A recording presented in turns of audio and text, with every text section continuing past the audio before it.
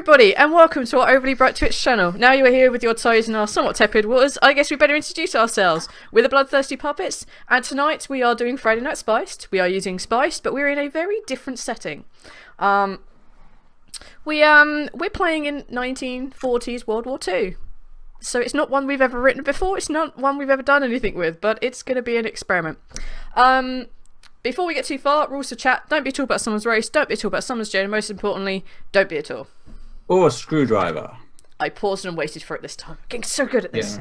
Yeah. I'm Blood Puppet. I am going to be PMing this catastrophe for the next 3 weeks. The reason we are doing this and not doing our character creation like we thought we were going to do is because we're actually missing a bunch of players for the next 3 weeks. So we're going to do this little short arc and try and find a thing. Thankfully and wonderfully, our wonderful Spanners is going to be permanent here for the next 3 weeks. I'm so happy. Thank you. All right, let's go around and everyone introduce themselves. So we'll do as normal, and we'll go down and work around. So, guy below me on the screen. I'm Corone, and I'm playing Bernard Smith. Bernard Smith. What is he? What? Who is he? Who Bernard is he? Smith. He's a squatty. He's 25, 6'3", 11 stone. And male. Anything we need to know about him, like height wise, or like whether he's stunningly good looking, or Yeah, he's 6'3". Okay, awesome. Yeah. He doesn't like being intimidated. Excellent. Okay, next one round. I am Spanners, and I am going to be playing Abigail, who is a specialist here and a scientist. Hence the glasses. Hence the glasses. You're so prepped for this. Is there anything we need? On my nose because I can't see over the otherwise. Is there anything we need to know about Abigail, like how she looks, or any such like details? Any small details I can run with? Abigail is going to be reasonably quiet. She is a bit of a tech head. Definitely likes explosives. And nice. Is up there on tech use and knowledge. Love it. Tech head. I love it. Next one round. Funny enough, tech. It is me. I'll be playing Colonel George Rogers tonight. Oh my god. I'm in charge of this bunch of sorry miscreants. And yeah, my guy's 38 years old. He's nearing the end of his career as a frontline soldier. And in peacetime, he'd probably have been shipped off to a desk job by now, but due to the current situations, that's unlikely to happen anytime soon. And yeah, he's received orders and ready to ship out. Anything significant about the way he looks? He's fairly short. He's 5'6" and 12 stone, so he's pretty short and light. But he's one of those kind of people that always kind of moves around like they're full of energy. So he kind of springs around quite a bit, and he's one of those people that's constantly popping up where people aren't expecting him. So he's kind of got a bit of a reputation of people of like on patrol, and suddenly he's there, kind of like, "Hey, how's it going? Everyone awake? Good, I'm off again." Like surprise inspections. So he's short, spry, and has short man syndrome. Yeah, short man syndrome. Okay, awesome. And finally, last one round. Hey, I'm Thirsty, and today I should be playing Ruben Matthias, the occult specialist. I'm brought in to sort of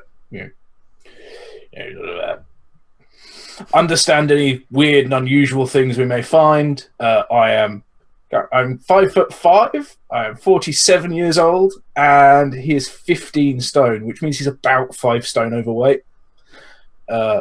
He is a colossal wuss, and basically he's really sheltered. He's a little academic. He likes living in a library, and occasionally waving like interesting things at people, going, "Look at this! It's amazing!" And yeah, not going outside, not fighting.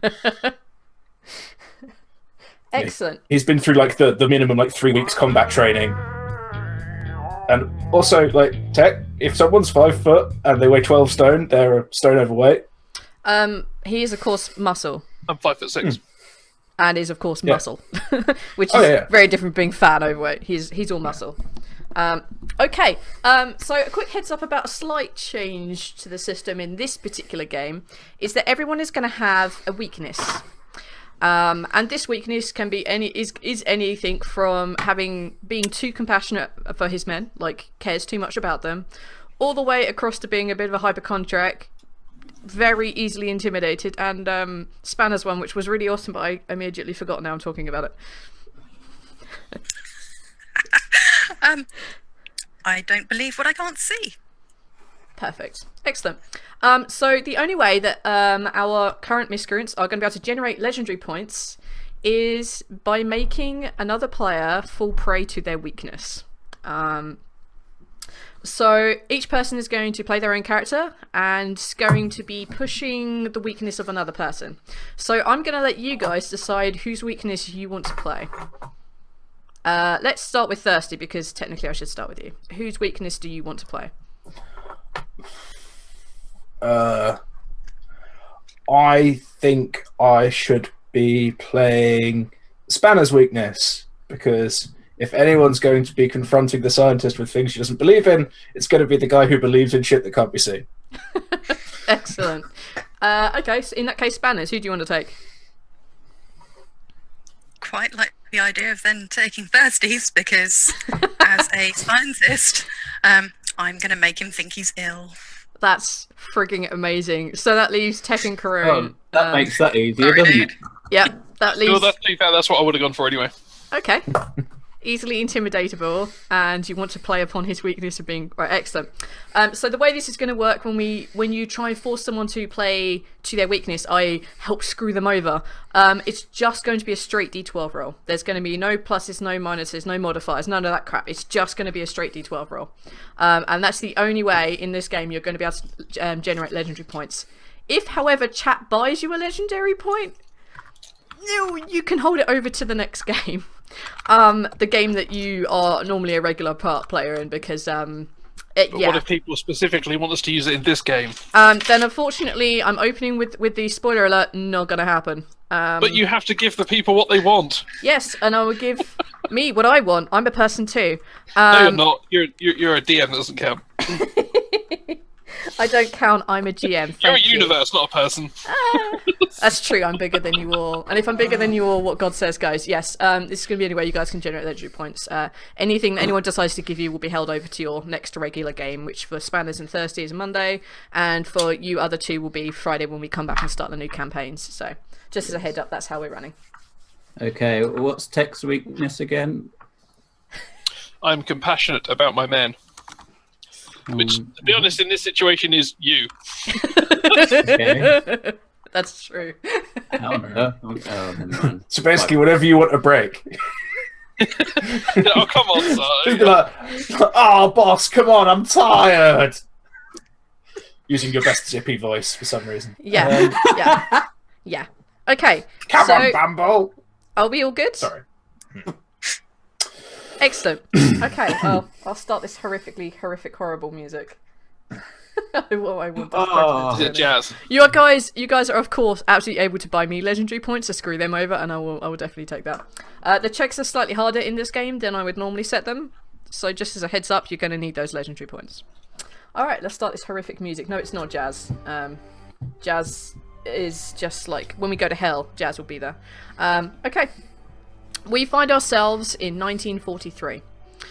World War II is in full swing. The Axis are developing a super weapon that will win them the war. This is what you've been told. You know you need to make your way to Hinterland, cross no man's land into the German trench, and from this trench make your way into Duschwal, where the intelligence reports that an underground bunker complex will lead to the compound where this super weapon is being developed. In your midst, you have two specialists. What they are specialists of is not entirely evident, except that the woman seems to be definitely a scientist, the other one a bit more of an oddball. You two military guys are a small military unit. There are technically more of you, but they are currently rendering because those players aren't here. You're a small, and your specialty is to escort people behind enemy lines and get them back again safely. This is your mission. You have been told that you have 72 hours to complete your mission and get back to the extraction point, which is about 10 miles south of Hinterland. Yeah, I believe that's probably all the things that I'm going to need to give you. You are, at this moment, all aboard a plane above your landing zone. Your gear has just been kicked out, so if you don't find it, you won't have it. So, your gear has been kicked out, you're all strapped in with parachutes. I'm going to let you go start. Cool. Alright, line up, lads. Come on, let's go. Don't lose this gear. Not going to happen. I will grab him and attempt to throw him out the plane. Are you willingly going to be pushed out the plane? Yeah. Passion. Alright, Smith jumps out the plane. Cool. And you next, Bookworm.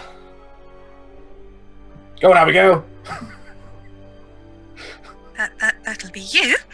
I'm going to grab the short, fat one and throw him out next. Okay. Do you allow yourself to be thrown out the plane? No. You're currently flying at some altitude above like some forest area. You can see that there are sharp, jagged rocks beneath you. There are trees which seem to be overly pointy from your overhead point of view, and you can see that a box with a very small flashing light on it has just been thrown to the ground and is just plummeting its way down. And you've just seen a man dive out the plane like he was born to do this. Okay, I'm gonna, seeing he's high fent, I'm gonna grab him, turn him to face me, and go, right, what we're gonna do is count to 3. 1, and then shove him out the plane. Okay. You bastard! Because I'm aware that, like, the fact that we're taking a few seconds to get out this plane is going to add, like, at least hundreds of feet apart from us. So I'm trying to That's get true. people. Right. So so Ruben has been thrown out. Bernard has jumped out like a boss. Oh, by the way, Bernard, Mr. Smith, what rank are you? Yeah. Hang on. Doesn't say. It's your choice. You can't be colonel. Okay. You have to be below a colonel. Below a colonel. Okay. Captain. Corporal's always good. Captain. Ooh. Love it. Okay. You currently have yourself. Technically, 2 other soldiers have also jumped out, whose names, places within your camp are still rendering. They've jumped out in this in-between time. Right, so I guess it's me next. Yeah, so it was After really you. fine. Light travels at 30 centimeters every nanoseconds, so it's fine. Let's do this. And out I jump. Hey, pro. As soon as she's cleared it, I'll give her a couple of seconds to get clear and follow her out. Okay, excellent. You guys go plummeting towards the earth. I would like all of you. If you think you are terrified in this moment, take a mental endurance check. Props. Fuck. 5. 5. Excellent. Okay. Alright. That's good to know. I want you other 3 to make dexterity saving throws for me. Yeah. Sorry, reflex. No, actually no, just a straight dexterity throw. Botch. Oh!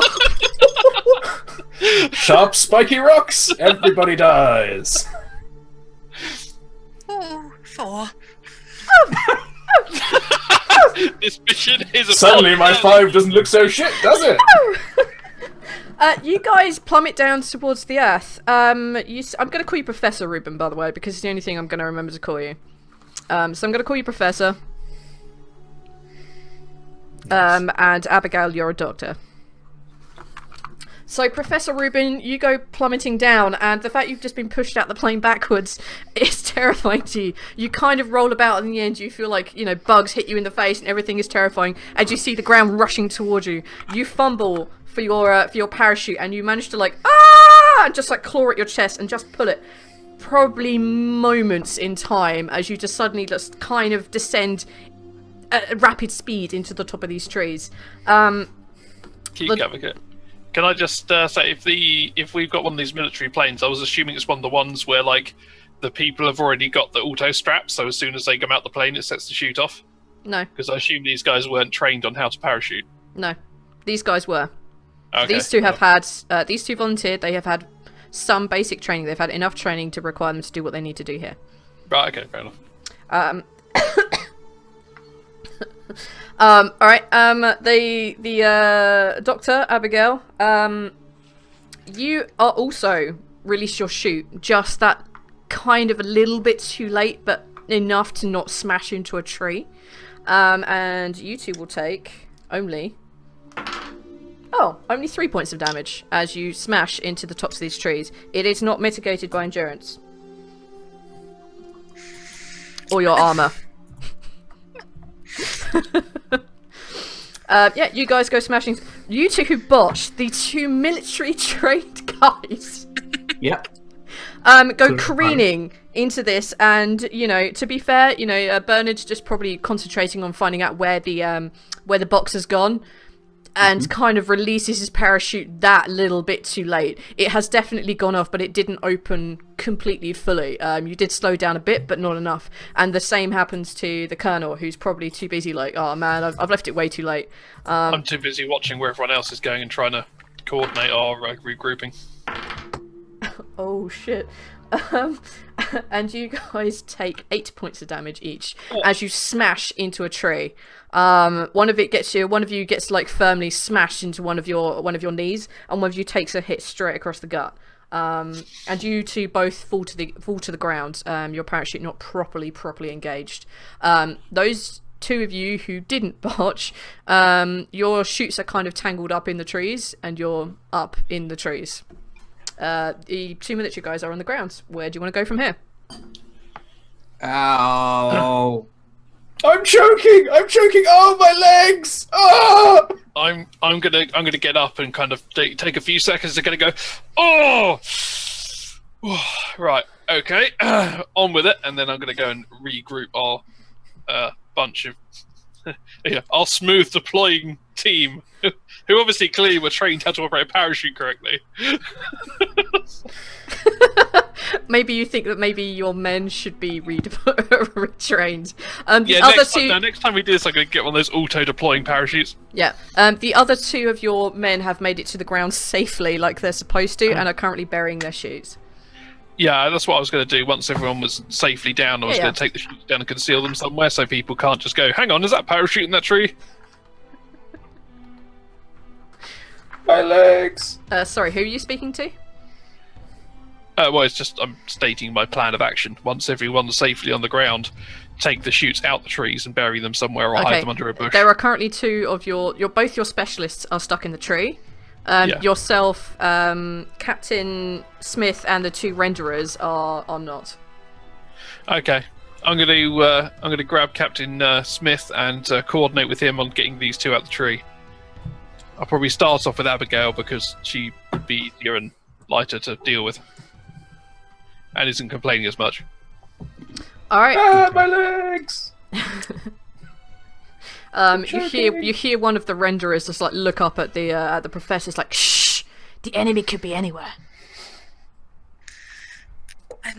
Guys, do we not think that we ought to get him out of the tree so he stops screaming? He could have a broken leg. He could have concussion. We'll sort him out in a minute. But let's stop him screaming. Oh God, she thinks I've got broken legs. Oh, I might be dying. You'll be all right. All right, how are you two going to come? How are you two going to get him down for the tree?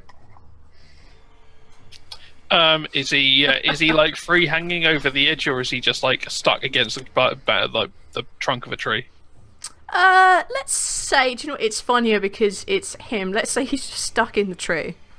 Okay, in that case, I'm going to try and climb up above him to the branches where his parachute is, and start cutting through some of the strands of rope.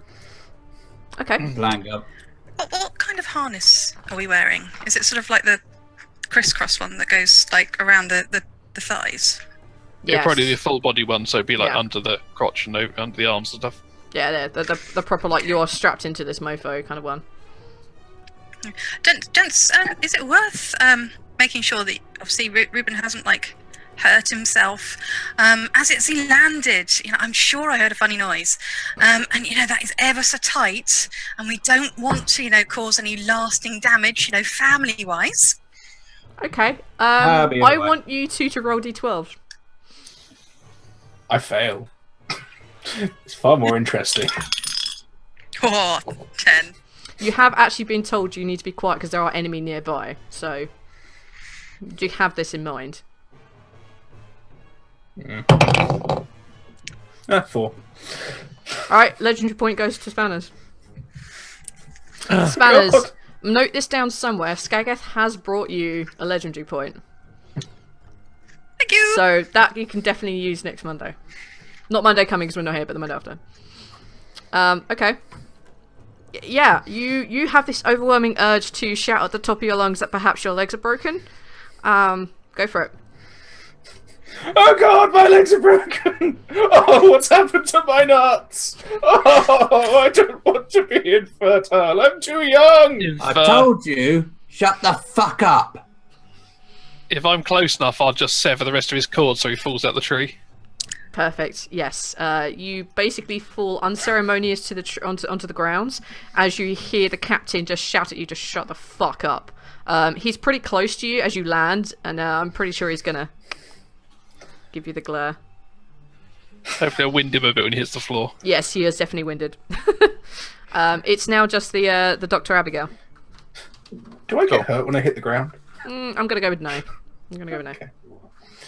Do I think I get hurt? If You know, I'm playing your already- own weakness doesn't gain you legendary points. It will do nothing. As I'm already up the on a tree, I'll mission. see if I can climb over to her. Okay. Yeah. Start cutting her down. Okay, for sure you can probably just clamber your way across pretty easily. And yeah, you can cut her down pretty sharpish. Cool. And So the idea was I was going to gradually cut them down so she falls down gently to the floor. I'd just cut all this quickly to shut him up. I'll tell you what, take a dexterity roll for me, just to see how gently you can lower her to the ground. Let's say 10. It's not as gentle as you'd like. And, you know, Dr. Abigail, you do kind of hit the ground a bit harder than you'd want, but at least you didn't hit it however many miles an hour for terminal velocity from a plane. You know, it's rough, but it's not bad. Alright, all of your people are now on the ground. Cool. I'll throw down the chutes as well so we can get rid of those so they're not stuck in the tree. Okay. Yeah. You managed to pull those down without a problem. Cool. So, who's got a compass? All of your gear is in the box. You only have very basics on you. Okay. I'd say you'd probably have a compass as a very basic piece of equipment. Like, Yeah, very I'm basic. pretty sure that if we didn't have a compass, that would be like an immediate, massive oversight in military deployment. Yes. I'm going to say that you have a compass and you have the map. Okay. And obviously you have whatever weapon on you. That's all you have. I don't really think that the colonel would be one doing the navigations. I'm sure I've got a more skilled trooper to do that for me. I need to be paying attention to what's going on, so I'm going to give it to one of our rendering companions. Okay. You hand To, over the map and the compass to one of your rendering companions. Yep. We'll call one render and we'll call the other one companion. Okay. I'll pass it to Render. Okay. Render has the map. Render has the compass. So And I'm you gonna- only have your weapons on you. Cool. Captain, what basic piece of equipment do you want on you? Very basic. Oh, God. Matches. Perfect. Perfect choice. You have matches on you. What about you other two scientisty folk? Any basic piece of equipment you'd like?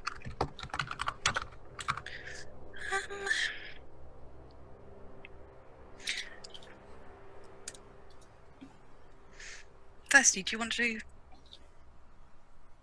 Me? Yeah, I have my pistol. You have your No, pistol. you guys have your weapons. I don't really have anything else, so I don't need it. A book, maybe. Okay, I'd Crucifix. like a magnifying glass. You absolutely may. Okay. All of your other gear is in that box. If it's not stated on your character sheet now, you do not have it. Never had anything else written on the character sheet. Good. All of your basic gear is in that box. This will include things like sets of matches, ration packs, water, tents, rope, knives, spare ammo. Wow. Books. I'm not sure. I would have Maybe thought that would be the sort book of thing that each. would be in a supply drop rather than, basic survival supplies. It's all in this box. I'm going to stood down to the gun and be like, isn't that a sort of a massive oversight? Possibly. It's a damn shoddy way of arranging things, sir. Damn shoddy. Well, if you want to jump out with a huge pack, it's entirely up to you. Go find your gear. Well, you could put ration packs in pockets. You could do, but you don't have them because you didn't say you got them. This is a Fine. brutal game. Oh, yeah. I'm blaming the Colonel. He's the one who arranged this. Carry on, guys. We're I'm in gonna let here you for a go for it. holiday. I'm not a goddamn soldier, sir. So do we know where this box has landed? Obviously we jumped out of the plane, but it would be quite nice to have some food at some point. Yeah, it'd be slightly ahead of us. We were heading south at the time, so yeah, it's to the north. Yeah. Okay. So we know where we're going. Lead the way, Colonel. Okay. Make a perception I'll, check. Crit. You're pretty damn sure you know where this box landed. This is what you were keeping an eye on. That's why I wasn't paying attention to my shoot. Risking your ribs and your own health. You made sure you knew where this supply box See, went I was to. just thinking of my team, really. I wanted to make sure they had their supplies. It's very See, I like how compassionate you- about you. I like how you guys are playing your own weaknesses. You see, I think that's how you should have set this up. We should have been able to evoke each other's weaknesses rather than having an assigned person. I want to play this with you guys playing each other's weaknesses to push that. Okay. Otherwise, you guys will do nothing, for example, but be hypochondriacs, and then nothing will ever get done. So, Cool. that's why I want to play it this way around, at least for this game. Right. Right, let's go. Okay. There it is. It's a short distance north. I believe there is. You guys can also see the map. I also sent you guys the map in the Discord, so you should have it. I see a river by the looks of it. Nope, that's no man's land. Okay. Screw you, you can have that over there. In the kind of greeny area, you're at the bottom left-hand corner of that. This is where you have landed. The supplies have dropped northeast. Have dropped sort of like northeast of your position, sort of at the very edge of the woods. There's a little stream, and as you guys make your way towards it, you can see the water flowing. You can see that your supply drop has landed there. It has broken open. There are supplies sort of everywhere. Shit. Bloody shit Right. didn't work. Yeah. Grab it what we can. Got to move quick. I'm going to get companion to keep an eye out. You want companion on watch. Roll a perception Yeah. check.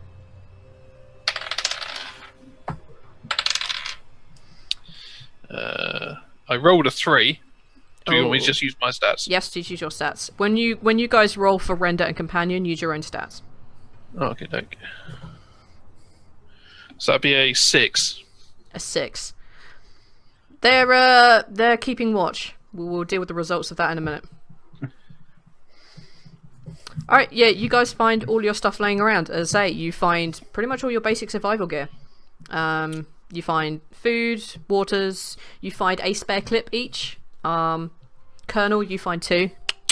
Because, you gotta have perk of being a colonel, right? Get an extra clip. I'll dish it out. Yeah, you find all of your stuff. You all have matches. You all have little basic utensil knives, that kind of stuff. Essentially, if you can argue it at the time that it would be in this box, you now have it. Cool. But it's a med kit. There is a basic med kit, yes, Cool. which I believe either render or companion is a medic. So whichever one of those. Note Okay. when they turn up in the last session that they have a med kit. Give it to Render. Render's Because getting companion all the needs shit. Companion is thinking about keeping watch. Also, I'm going to instruct Render to take a look at Bernard there and patch him up. 'Cause he looks a bit beaten up from the landing. I'm alright.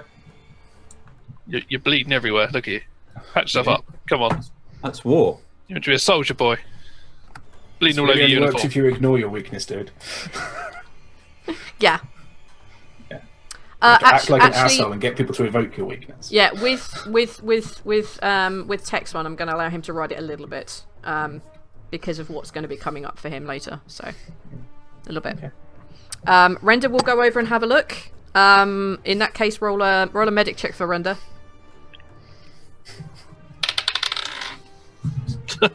He botches. You're gonna cut my bloody arm off. I know it. I assume you're going to push Render away. Let's call him Corporal Render. Fuck it. Whoever plays Soldier A is Corporal Render. Yeah, way I'll do it. Is A. Okay. Alright. I would like all of you to roll perception checks. Oh, that was a D20. A what? What? The dice that shall not be named. Thank 6. 10. 10. Botch. Also botched because you rolled a d20, so sure. Alright, Bernard, you are too busy pushing away the very useless attempts of Corporal Render to give you assistance. And the Colonel, you're kind of like busy looking around, ensuring that everyone has their gear, that you have picked everything up and that you're burying the box, I assume. Or whatever it was that this thing came in. Yep. The two specialists, however, you hear the sound of approaching feet. And just as you notice it, you notice that Companion is kind of very slowly turning around to where they think the sound is coming from. I run for cover.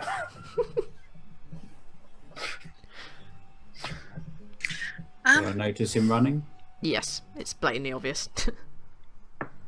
Are you tempted to be sneaky about the running and hiding? No. Oh god, no. I'm just not shouting either. Okay. I'd I may like. be like frenziedly gesturing. Yeah, then you can definitely see it, yeah. Okay, cool. What are you doing, Doctor? I'd like to like measure the time between the footsteps to see if I can work out how close they are. Oh, wow. Nice. Take a knowledge check for me. This is going to be naturally quite difficult anyway, but give it a go. Oh yes. Oh, I wish I could kind of show you, but I can't. It's too slow. Crit. You can tell that they are within... I don't do distances. This is really fucking hard. How many minutes or seconds away? They are... Oh, minutes and seconds. That's better. They're probably about 30 seconds away. There are probably... It sounds like 2 or maybe 3 of them. Nope, that's definitely 3 of them. They are definitely men. You can tell that by simply just like the gait and the running pattern. It's not soft and dainty. It's full on hard sprint. They are clearly carrying packs and they are running in your direction. Oh, and you can also hear the slight clinking of metal, but you don't exactly know what that is. You can't tell. Okay. In which case, I'm going to obviously hear that they are not far away. Leave this one to the soldiers and run and hide with the professor. I'd like you both to make sneak checks, please. This is your ability to hide.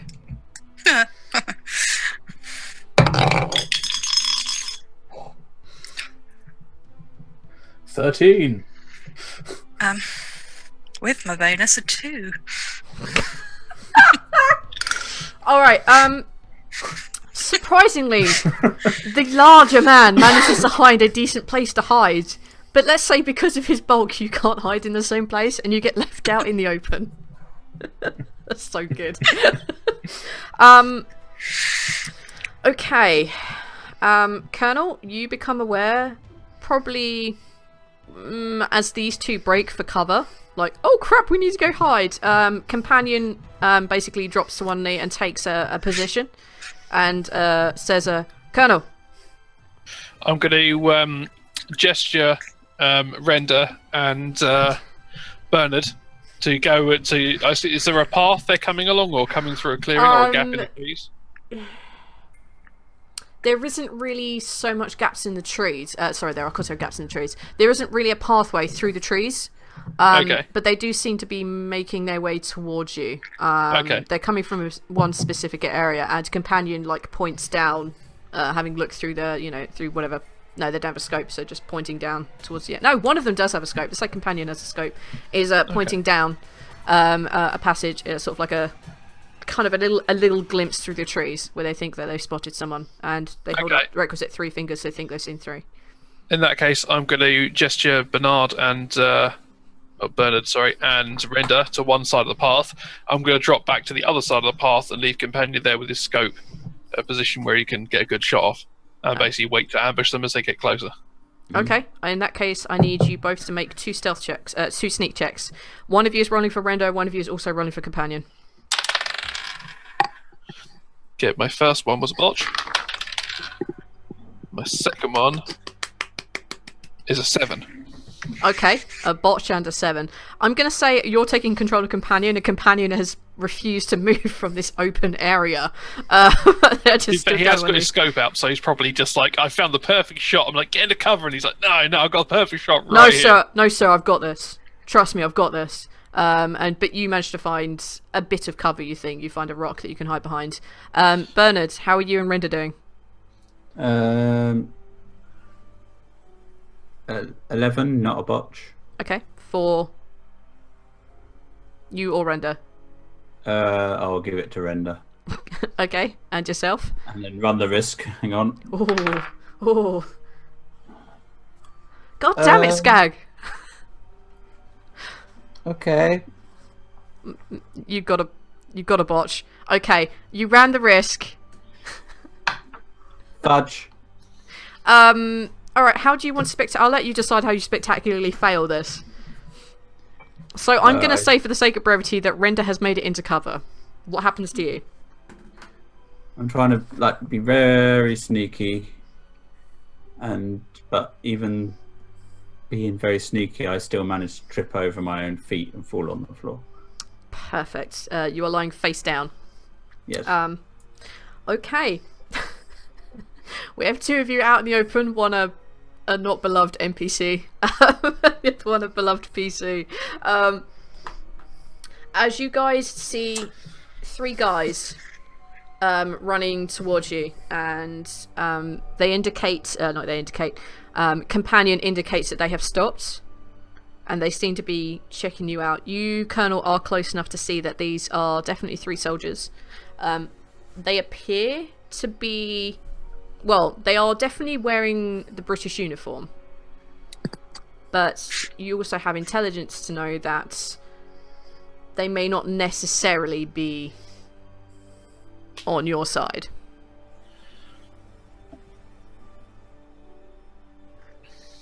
Mm.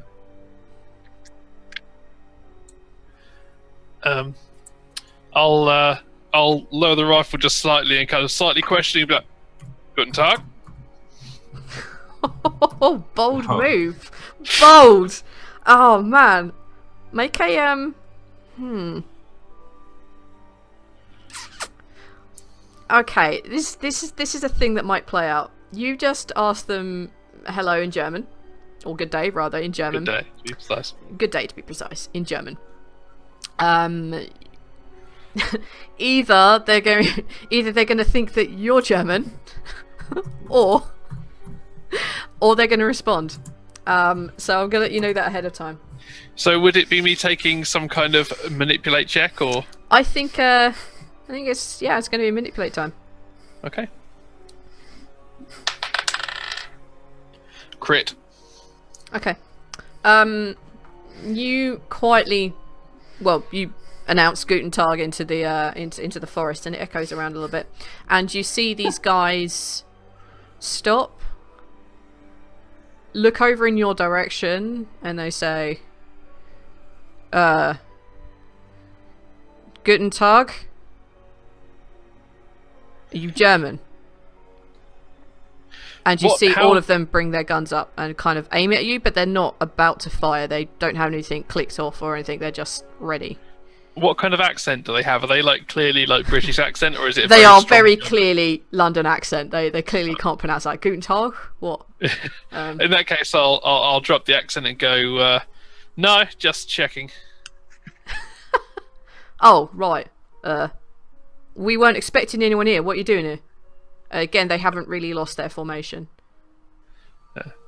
We've got a very important mission to be running here, but it's a bit kind of not to be spoken of, if you know what I mean. Oh, you're on one of those like secret ops things. It's probably best if you just didn't tell anyone you've seen us here. The guy gives a bit of a frown, and he gestures for the other guys to lower their weapons, and they do, and they walk out into the clearing where you guys are.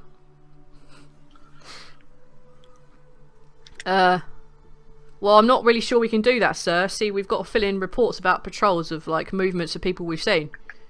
At this point, they've just moved into the clearing. They don't have their guns at the ready anymore. And Companion also lowers their weapon, being that they are probably English soldiers. Okay. Oh yes, and Thirsty, you also have a legendary point to spend at your whim from Skag. For drinking a beer with your pinky up like the poshest person he's ever seen. It is something I genuinely rig on him about. He takes everything with a little finger. It's ridiculous.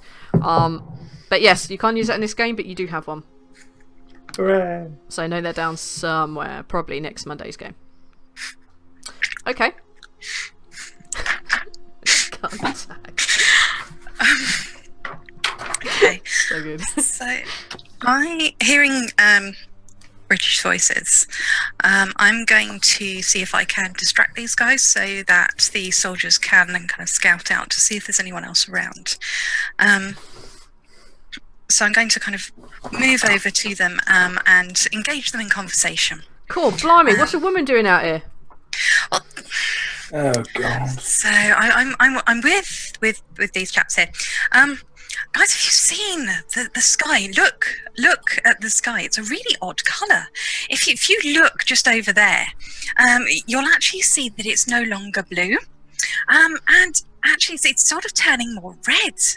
I think it's because sun's coming up, right? No, dear, no. So, if you imagine that the sky is blue and there are these billions of stars everywhere and they're kind of coming through, and it's to do with the wavelength of the light, and the blue is like slightly longer, and red is bigger wavelength, and what's going on here, you see, is that things are expanding and the universe is huge. It's just incredible. And I'm looking Blimey, over. miss, are you one of those scientist types? Like, one of those, like, power to the women people? Sorry, power to I use my brain, but, we've all got one of those. Oh, come on, Abigail. I think you're boring the gentleman. They are sufficiently distracted. There's no way I'm going to make them roll for that. That was beautiful. I wish I could see the fucking sky. As this is going on, I'm going to gesture to Render and what's the other one? Was it Charm? Render Companion. I'm going to gesture them just to like kind of quietly, just to kind of like to like circle round. In case we have to make a move on these guys. I'm hoping we can talk our way through it. But... Okay. Roll perception check for them. 9 for the first one. Someone else want to roll for the other guy? Someone roll for Companion. Yeah. I'll tell you what. 12 actually, because I didn't have a bonus. Tech, you are in control of Render, and Bernard, you are in control of Companion. Because you're both the military guys, these are your military unit, so I'll let you two be in control of them. So what am I rolling? You are rolling a perception check for Companion. Perception check. Okay. 6. 6 and a 9. God damn it, dice. No, I got a 12. Sorry, I forgot to add my modifier. Oh, okay. They go around. They begin to like check around whilst Dr. Abigail is completely confusing these poor guys who just have no idea what's going on. You see Companion and Rendo go around, just essentially just circling around, backtracking where these guys come back, and then they come back along this path, and they just shake their head, indicating that they haven't seen anyone or anything. Okay. Okay. I'm going to speak to these soldiers again then. Now that we've had a bit of a chance to get around and see there's no other people here. I said, "Look, you look like a good bunch of lads, and I know it's pretty hard being stuck out here away from your mates and away from the beer. But what we're doing here, this is important stuff. This is stuff that will get you boys home quicker. So if you let us go on about our way, we'll let you go on about your way, and hopefully we can have all this done by Christmas and be back home. How's that sound to you?" Caw. Blimey, sir, that'll be a nice thing. That'll be a fine chance, wouldn't it? Imagine we'd be back home and see the kiddywinks, sir. By the time it's all over, by the time Christmas, eh? That'll be great. Well, thing is, sir, we've heard these things a couple of times before, but, you know, best of luck to you. We'll have to escort you back to our captain. Sorry, our major. Can I attempt a manipulate to see if I can, convince these guys to let us through? Tell me what you're going to tell me before you roll. Well, just what I just told them. That was kind of. Oh, okay, sure. To remind you, are kind of. just as a quick butt-in on this one, can I evoke Abigail's skepticism to make her tut and roll her eyes at the mention of Christmas? Yes, you may. Both of you make straight 12s. Because this could actually have an effect. Go for it. I think you might have won there. 7. 2. Oh, okay. The legendary point goes to Thurston. One of the guys sees you do this, and he's like, "What? Are you saying that you're like one of these brainiacs who don't believe in Jesus?" Now, the problem that we have here is that where's your proof? I mean, the dinosaurs existed. We've got evidence. We've dug them up. Have you ever dug up? Some sort of fossilized... Hang on a minute. Are you telling us that we need to be digging up Jesus? Well, I suppose, yes. Miss, that's just not an affront. I mean, it's the baby Jesus, our Lord and Saviour. What's wrong? Sir, are you sure? No, he was 33. My manipulation was a 15, by the way. Sorry. Look, sir, we won't mention any reports, but we probably should escort you back to our major. And they keep throwing these just filthy looks over at Abigail. No, I mean, sir, we've got to abide by our rules. We won't put nothing down in paperwork or nothing, but we've got to take you back to the major. Can I try to baffle him into just not talking to us anymore by just throwing some more stuff at him? He is definitely not going to be speaking to you. You have irked his inner problem, being that he rather likes the baby Jesus. Oh. Which way's your camping? He pulls out a compass and he looks in the direction and he points east. Is that in the way we're going? You are the bottom left of the map, you can see, and north is at the top, as you would expect. So we need to go north? No. Your mission statement is to go to Hinterland, go into the trenches, cross no man's land, go into the German trenches, go into a place called Durchfall, and then use the underground bunker system to get to the compound. Okay, cool. So if you look on my window in Zoom, you should see that there is a map in the very centre. The blue dot is the Allies' base, and the two red dots are the Axis.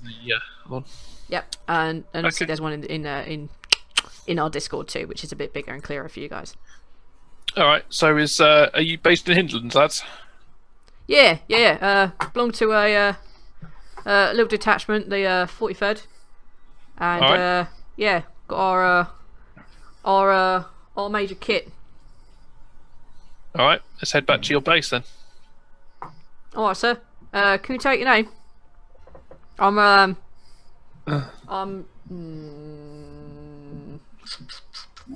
Sergeant Kirk.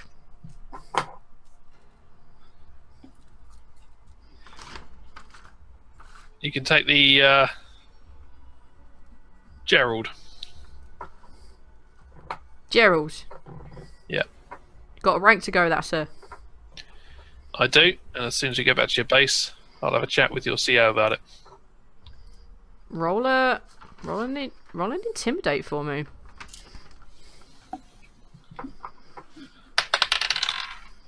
Oh, yep.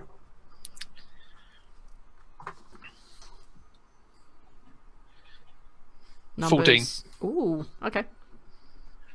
He looks a bit uncomfortable, so do the blokes with him. But they nod and like, well, follow us then, lads. I'll take point and I'll send my 2 guys at the back to follow the rest of you guys in. Alright. As he leads out, he kind of like takes you to one side a little bit and he's like, are you sure that having her and that really large one with you is a good idea? I mean, she seems to speak a lot and he's not exactly the subtlest thing in the world. Well, for what we're doing out here, they are indispensable. He gives you a very quizzical, like, really kind of look, like, all right, sir. Well, sure we'll get this all cleaned up when we check in with Major Kit. That we will, lad. Thank you for that comment, Skag. That's awesome. Yes. All right, he takes you the short distance to Hinterland. Hinterland is a small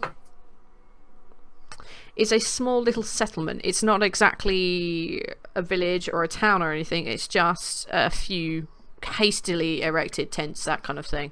It's not in the trench. It's just sort of off to one side of that. You can see that people have been in and out. It's very evident by the fact this ground has all been turned up by turned into mud in the water and whatnot.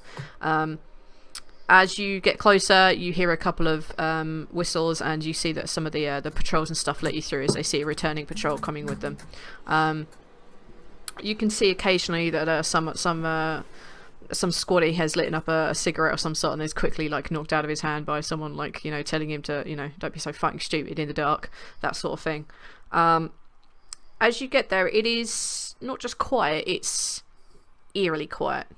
You can only really hear the sounds of like people moving around and sort of them breathing, but other than that you don't hear any noises of the night. You don't hear, as you came in, it was a fairly clear night, but you still would expect to hear some sort of like wind or atmosphere. There's nothing. Even your footsteps don't echo.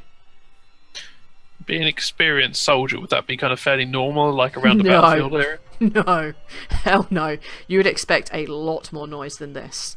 You would expect, being that you can hear, there is a small trench system nearby, you'd expect to hear some of that kind of movement, something going off somewhere. You'd expect to hear nightlife, animals. There's nothing, and I said it's very weird and very eerie. And of course, like, the complete lack of like echoing of your footsteps could totally be the fact that it's really muddy here. Bloody quiet, yeah. And I go, yeah, so not much activity going on. Oh, there's stuff going on, sir, but this place is a bit weird. All right. What kind of stuff's happening? Well, not that we're really supposed to talk about it much, but it's just odd here. Everything feels like really cold, even when it's bloody hot out, like when the sun's out and whatnot. I know whether that, maybe it's to do with that wavelength of blue or whatever the hell it is. I don't really know, but it's always cold here. It's always like there should be a mist, but there ain't one. It's just bloody weird. I've not been here all that long, and frankly, I want to put in for a transfer, but war ain't got no bloody choice. It's not a do what you want army, it's do what you're told army, innit? True. Well, hopefully it'll be over soon. Good lads like you at the helm. Oh, thank you, sir. Well, I say thank you. I don't even know who the bloody hell you are yet. So, let me see if Major Kit will let you in. He'll probably want to speak to you. And right. With that, he leaves his 2 boys with you, and he goes into the larger of the kind of like tents that have been erected. You hear him exchanging something very quietly with a gentleman, and the young lad pops back out and says, "Well, the Major Kit says he'll speak to you." So, cool. I'll slip in past him and go speak to the Major. Okay. Before you within this tent, there is a in front of you all there is like essentially a table with a map on it. And these maps have little tokens that they've seen moving around. There is blue for the Allies and red for the Axis. And you can see where this trench is. You can see that the lines for the trenches are not exactly the same as the map that you have been given, or at least Render has been given. They're not quite the same. And you see that there are things that have been moved around and such. Like, you can't see the town that you're looking for marked on here. But this is essentially what you see. The man behind is a very tall, very thin guy with a pencil moustache, and he's a major.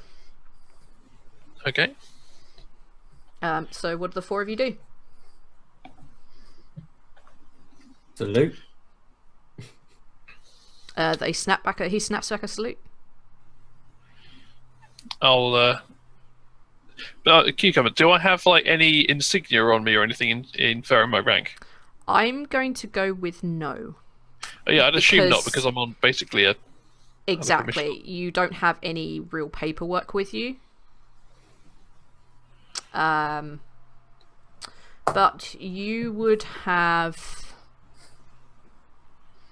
Yeah, you would have something. You would have some sort of paperwork. You would have your orders. Yeah. Which are the very basic... This is this person. Allow them passage. Yeah. That's cool. I assumed I'd have something like that, but I better just double check. You do, but nobody else has anything. Cool. Basically, like, by Her Majesty's Royal or His Majesty's Royal Warrant, etc., etc. Allow this person through without hindrance, etc., etc. Yeah. So I'll ask me to go. Sorry to bust in you unexpected like this, but we've got a mission in these parts, and we've got to be about our business pretty quickly, so we won't bother you for very long, but we just need to pass through your little area. Yes, well, my chap here was saying that he found you having landed somewhere out in the woods, just a short while from here. Can you explain what you're doing? Do you have any papers? Yeah, I'll pass him over the papers that, like, say basically, like, do as this dude says, allow him passage. Do as this dude says. He reads it, he scans it through, and he's like, well, this is highly irregular. I'll take it back and intelligence for you. He hasn't given it back to you. Okay. This is highly irregular. I'm not entirely sure that this is proper at all. I mean, do you have any other paperwork inferring your particular rank, or? No, as you can imagine, who's your commanding officer? Cucumber, would it have been like a military thing that would have been sent me off here, or was it like a intelligence thing? It would have been intelligence within the military that sent you. Okay. So who would there be? As I've been quite long serving, who would be like a fairly well-known guy? If you're going to go for a general, make one up, man. Go for General Roberts. Okay. That's your commanding officer. Yeah. Oh, General Roberts, you say? That's right. Remind me again of which department he's ahead of. Cucumber, that'd be like a regiment. Yeah, it just basically some sort of intelligence. It's up to you. SOE. Yeah, he's head of research and advanced defense. Rad, fuck yeah! For that sheer radness. Oh, well, I'll have to get a message to the old chap to confirm. This is highly regular having someone, and you've brought a woman into the field, and he indicates the Dr. Abigail. Yes, I'm sure you're aware of Robert's slightly unique approach. Oh yes, he was a bit of an odd duck. Well, you're welcome to stay here, of course. We'll have to keep you under guard until we can confirm your identities, this mission, etc. Probably shouldn't take any more than a day. Well, unfortunately, our mission does require us to move at haste. So, you've got this map here. I'll look over the map and kind of not where we are here, and I'll point to roughly the position I according to what I know of the map that we need to be. I'm like, we're here. We need to get across to here. So how would you say would be the best way to cross over this no man's land? Oh, well, there would be the shortest distance, of course. I wouldn't recommend you cross no man's land. If you could circle around and avoid no man's land, that would be much better for you. I mean, not even our boys will cross no man's land. Just making sure those bloody crowds don't make it way back. This is a very time-sensitive mission. Well, there is the shortest distance between 2 points. That's if you have to cross no man's land, that's what I'd recommend. And where is the shortest point? He indicates the shortest point between two, the closest points on the map. Okay, and how well defended is it? And I point to like the German lines bit. How well defended is that area? Well, pretty well defended. They last time we sent some boys across. They didn't return again, nor did they make it to the trenches. Pretty sure that they had some sort of machine gun encampment there. Very well. And just looking along the map myself, can I see any obvious areas that would be? I wouldn't want to go for the shortest point because that would probably be the most defended. What I'd like to go for is a point where it wouldn't make a good assault for a large group of people, but a smaller group could sneak through, possibly with a distraction somewhere else. I mean, if you're going with a distraction, anywhere else close to that shortest point would be best. With a distraction, you could be basically anywhere if that's your plan. Okay. But you see the map as you see it in Discord or as you see it on the stream. Yep. Okay. And you are in that blue dot. Right. And the blue map is to the east of the map here. It seems to get a lot closer, just slightly to the east of us. Is that the end of no man's land, that in, or is it? Oh no, the no man's land goes for a long distance in both ways. Okay, that's just the closest point. Yeah, this is just a zoomed in area of the place that is relevant to you. Okay, cool. So what we'll do then is, Captain, we're probably going to need... Sorry, Major. We're going to need your assistance here. What we could do with is some kind of distraction. Well, I can't actually provide you with any assistance until I've had confirmation. Well, as I've just told you, this is a very time-sensitive matter here. But of course, you could be German spies. Indeed, we could. And we could be letting you back across into Axis territory. That's true. But then if that was the case, we would have just killed those guys that came out looking for us and just walked across without ever coming here. That is definitely an option, but gunfire would have given you away, and having to get past our boys after they had gunshots behind us, probably not quite so easy. True, but say you've seen those paperwork there, and if you don't assist us, you are in fact obstructing us. And I don't think General Roberts would be too happy to find out that you'd held up one of his operations and caused failure. Take an intimidation roll. Intellect.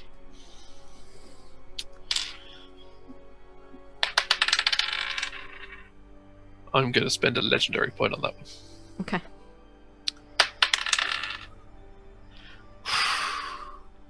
Do we have the standard 2 legendary points? Because we're like... You don't have any legendary points. Unless you've got one. No. It's the only way to get legendary points is to invoke the weakness of the other player. Right, I don't think you've done that, have you? No. Then you have no legendary points to spend. Right, okay. That's why in your character sheet I had a big fat 0 in your legendary points. Yes. I just assumed that just hadn't been applied yet. Nope. It's like I generated your characters. We didn't put the stats in. I'd put those in. Nope, those stats were your own one. As such, Ruben's going to just sort of push through at this point. Yeah, sure. A word in your ear, sir. And who on earth are you? I'm the man you'll be listening to. Now, I just go. I whisper in his ear. You're gonna walk around the table and whisper in his ear. Oh yeah, this is mission sensitive. I'm not going to say it out loud. Excuse me. What do you think you're doing? Shut up. Listen. No. I don't think you understand how much danger you're in. You cannot just far less walk if you up. don't just. Why don't you just say what you need to say? The hell I want. Thank you very much. From there. No. Then you should not be saying anything at all. Dismiss these. Fine. Screw you then. I leave. As you attempt to leave, you see that the 2 guards are standing in your way. What do the rest of you want to do?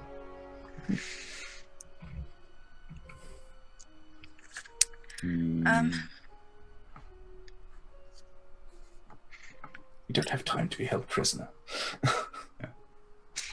Okay. Whilst they are, because he's clearly not going to talk to me, he's already made a few comments. I'm so sorry. It's fine. Whilst these guys are trying to talk him round, I'm going to start looking around to see if I can see anything which could potentially burn, whether there is any liquids in bottles or anything. I like where you're going. I'm going to say that you can see like two bottles of brandy on a table nearby. One of them has been poured into a glass. There is paper around for sure, because there is the map. And there are like a few other like documents here and there, and you can see that there is a... Yes, yeah, that's what you see. Okay. I'm going to attempt, I think, to sneak one of these bottles behind my back. Bold. If you're going to attempt to sneak, I'm going to need that sneak check. I'm going to tell you this is really difficult because it's out in the open, it's next to this guy, and he's distracted by these he is distracted, but I'm going to tell you it's still quite a difficult check. You're still trying to steal a bottle from under his nose and hide it behind your back, but let's give it a go.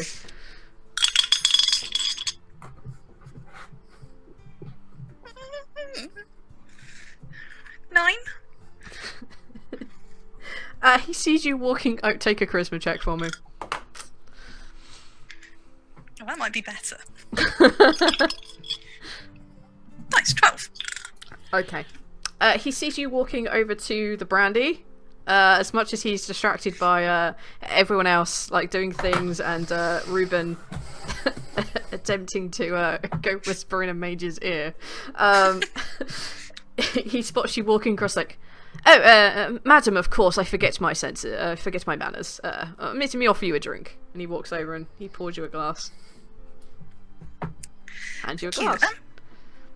Would you mind if I just topped up a little tiny bit? You know, it's ever so stressful. Oh, of course, madam. Help yourself. And he turns back to the rest of you. He's like, that's rather short, rotund one. What is it do you think he was trying to inform us? I mean, he obviously doesn't get our ways. He's clearly not military, and neither are you, madam, so... No, these are a pair of mission specialists. Oh, they actually are specialists. Oh, right. Yes, as I said, this is a very time-sensitive matter. We have a very limited window to complete our operation. Well, how long do you have to take your mission? I mean, a day shouldn't hold you back too much. We have... Sorry, cucumber. Need to actually just double-check.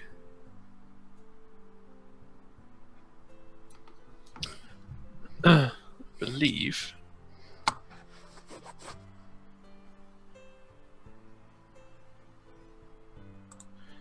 we have 24 hours. You have 72? 68, but he doesn't know that. You're lying to him. Take Yep. a manipulate check for me. Actually, I'm going to allow you to embellish on that a little bit more. I'm going to ask you a question and let you embellish on that. Oh, that's a really rather short mission. If perhaps you could explain a little bit of what this mission is, then perhaps I can see to it that we give you some assistance to make sure you're not spies. Well, it's of course important enough. I can't go into much detail. I'm sure you're aware of the way these things work, but you must have noticed there's a slight strangeness around this area. You see him kind of like wince a little bit, and like, yes, it's not what it was cracked up to be.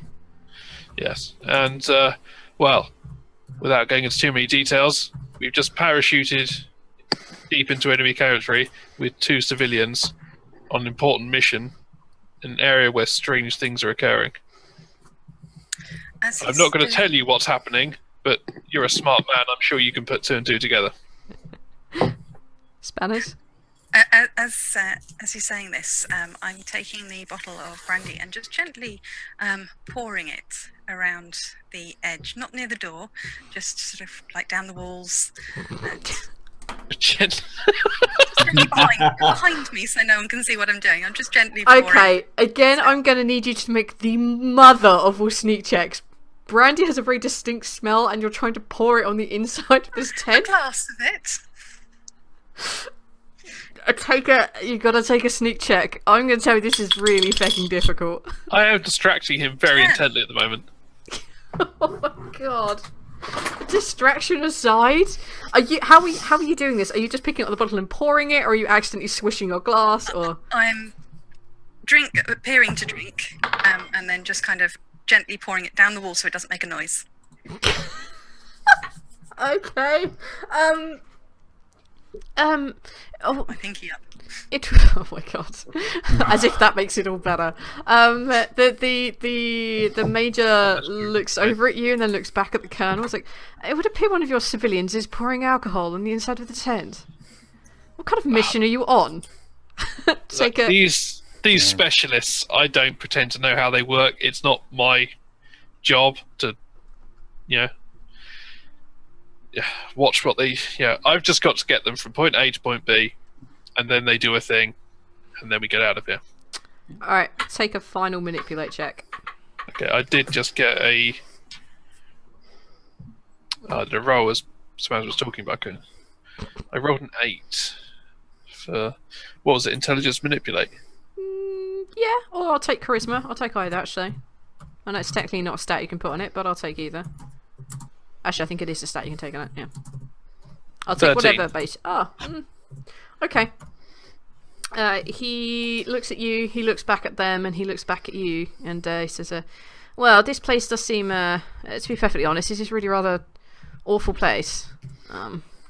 If there's anything you guys can do, perhaps, it takes the likes of some of your specialists. I mean, not even the Germans would be that stupid. And he kind of indicates the person pouring booze on the inside of the tent. Yeah. I'll be more than happy to get them out of your hair immediately. I would be muchly appreciative of that. I'll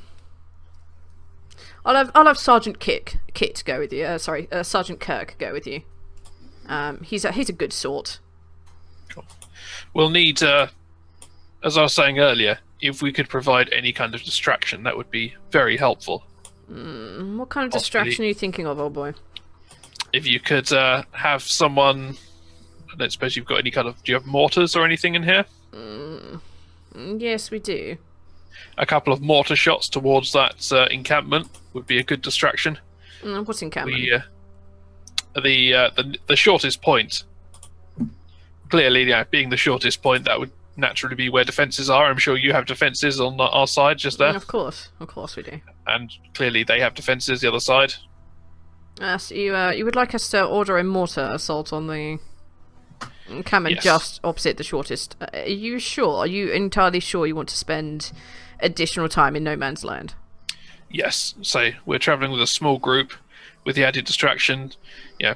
Following a mortar strike, tradition dictates that an assault would occur in that place. So they'll be expecting an attack across the shortest edge. They'll manoeuvre forces away, which will give us more chance to sneak any other way. I can't make any promises, but we'll give it a jolly good shot. That's all I can ask for. It's much appreciated. He nods at the captain, saying, "Yes, sir.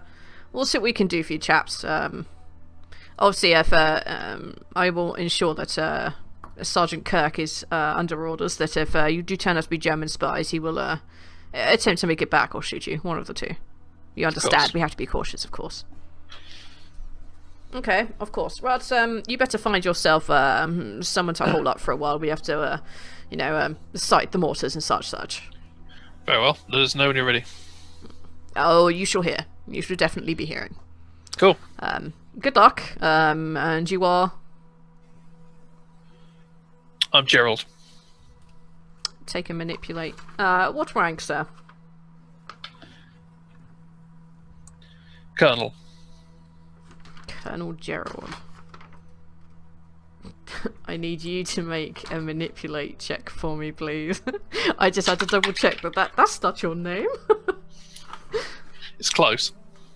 But still.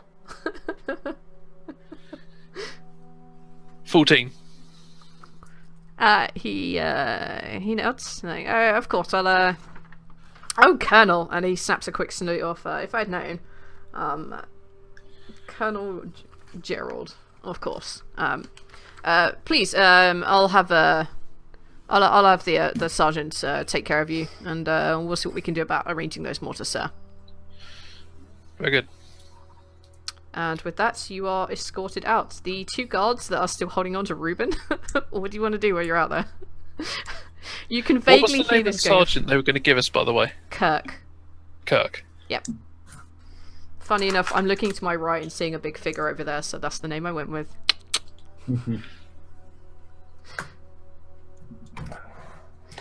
Yes. Well, the guards are hassling me. I'm mentally making a list of things I'm going to complain to General Roberts about. like, why didn't we just get a train to the goddamn camp rather than taking a plane and then having to report to a place they're going to shoot us? Like, literally, you're just an indignant civilian. I do not understand military matters. It just seems pointless. I like the idea that you think you're going to be able to deliver this list. I have no reason to think otherwise. You have no reason to think otherwise, but it's very funny to me. You definitely write this list. Keep this list written down of the things that this person wishes to complain about. Okay.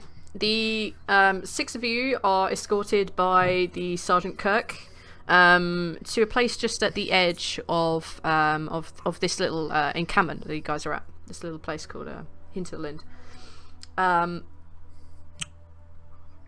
Does anyone want to do anything? Anyone want to check anything out? Anyone want to talk to anyone?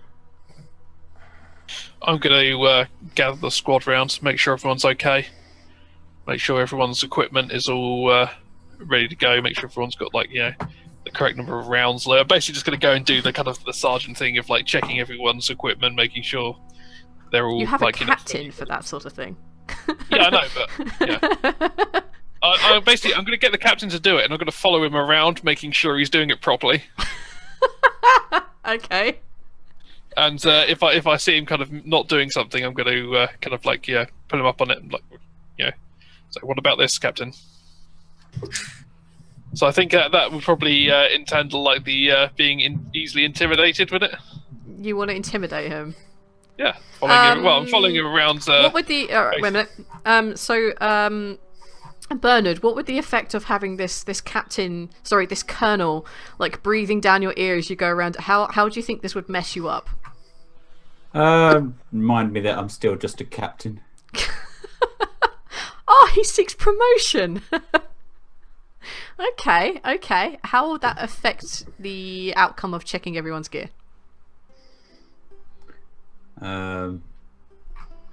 Kick it over. I have an idea. Both you roll d12s. 3. Roll again. Reroll. 5. 6. Okay, you don't miss that. Abigail is only has half a clip. So you notice that. You don't get a legendary point. He doesn't get a legendary point, but you no longer have a Dr. Abigail running around with only half a clip. You notice this, and you carry on about your job. At this point, you are not intimidated. The man stands strong. Fair enough. Okay. So that's you two tied up, I guess. What about the other two? Is there anything you want to do? Anyone you want to talk to? Anything you want to check out?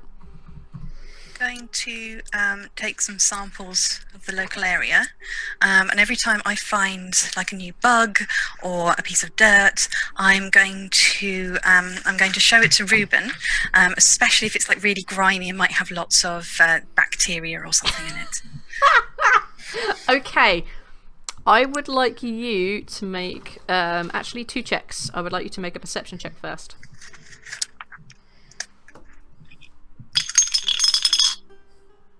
11. You notice as you're looking around, you can't really see any small creatures. There don't appear to be any bugs. There don't appear to be any, like, ants or anything running around. You don't spot any telltale signs of any worms or any flies. No moths, which is odd because there are kind of small lights on here and there, and you would expect in this night that the moths to be attracted to the light. But you're spotting nothing.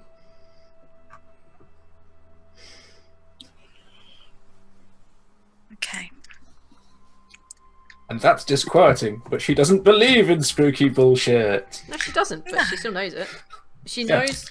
She knows what the you would know everything that I sent you in the document, so you know these things are real. But you look at it from a different POV. Yeah. Okay. Yes. So I will want to know why there are no creatures there.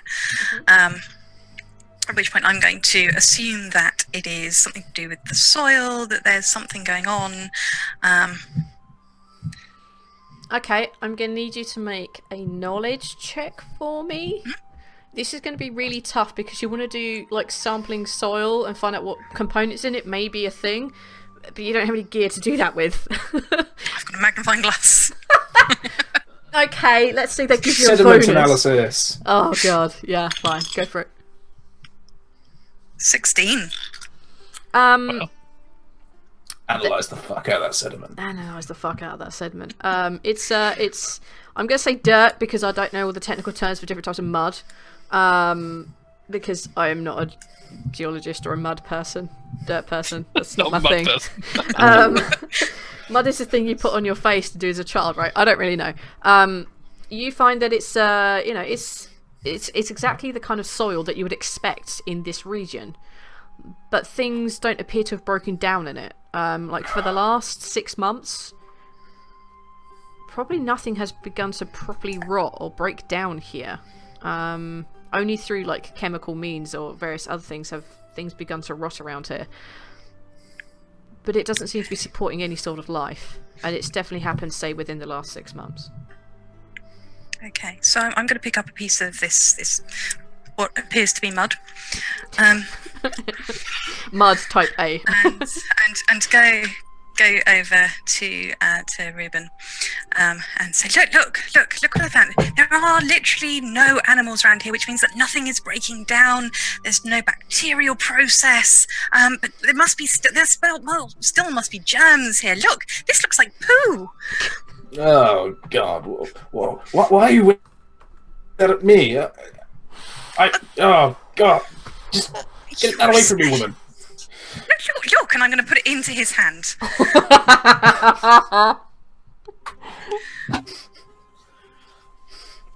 I hate you. What do you think? Have a look. Look closer. Yes, it's filth. Let's drop it on the floor. But how much bacteria do you think should be in this? Surely there should be germs and bacteria and things breaking it down. Green there. Oh, do you have to? I mean, just no. Oh look! It's a cesspit. Things probably aren't rotting in there. Go and have a look at that. Ugh. I go wash myself. It's like in anything. It looks like I empty a water canteen onto my hands and then hand it back to the soldier who lent it to me. He takes it back. Out of qualms. Yeah. Thank you, Renda. Note that down for when Renda takes his character. Corporal Renda has a half-empty canteen of water, a medical pack, and a map and a compass. Right. As once I've checked everyone's equipment's all up in order, I'm going to meet up with Kirk and head off to the position we're going to make our attempt, because I want to scout the area out before this more above and starts. Yeah. Ruben, are you doing anything? Well, he was compiling his list, notably. Having been pointed out that things aren't rotting, he's just going to look around and just like, yeah, there are piles of filth that aren't rotting. You know, soldiers don't tend to clean up after themselves all that well, especially not in moving military camps, because they tend to just move on and leave all the shite. So, like, discarded food will just be laying here untouched. It would be quite odd. You know, it would be kind of like after like one of those like big Mediterranean food markets has just ended for the day, and there's all like, you know, crusts of bread on the floor and things that for some reason haven't rotted. Yep. I'm going to be absolute. Going to make any sort of check? I'm not drawing any real conclusions. I'm just like, this is odd. I'm also taking this. Ruben is taking this as clear evidence of his superiority over Abigail, because she had to dick around with soil samples and things to work out things weren't rotting when there's hunks of bread on the floor. People don't just leave hunks of bread on the floor. They eat food. Have like crumbs and stuff that hasn't rotted away. Yeah, it'd be crumbs, but it'd be hunks of bread. I mean, come on. Well, you might have an end of bread that you fancy, just chuck it. Waste their food. Yeah, okay, if you are simply just compiling your list, then that's what you're doing. I'm adding this to my list. Like the camp is filthy. Okay. You know, like question mark vermin. And then she's like, "There's no vermin." I'm like, oh, well, at least there's that going for it. All right, you meet up with Sergeant Kirk. Are you taking any of your men with you? Yeah, all of my team. You take the whole team with you? Yeah. Okay. All of you make your way towards. You make your way towards. All right. Do you want to tell me roughly where on the map you think you're going to try and cross? So if we're looking at the map on Discord,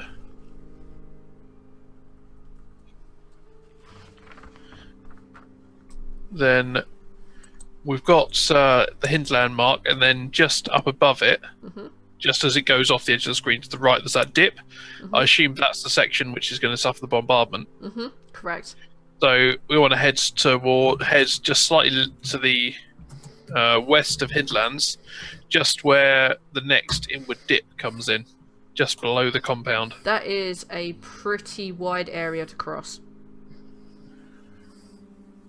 True, but it's probably the next closest area other than the bit about to be bombarded. Yeah, but that is a pretty wide area to cross. True, but my assumption is that the soldiers will be redeploying to the narrow edge where they expect an attack to occur very soon.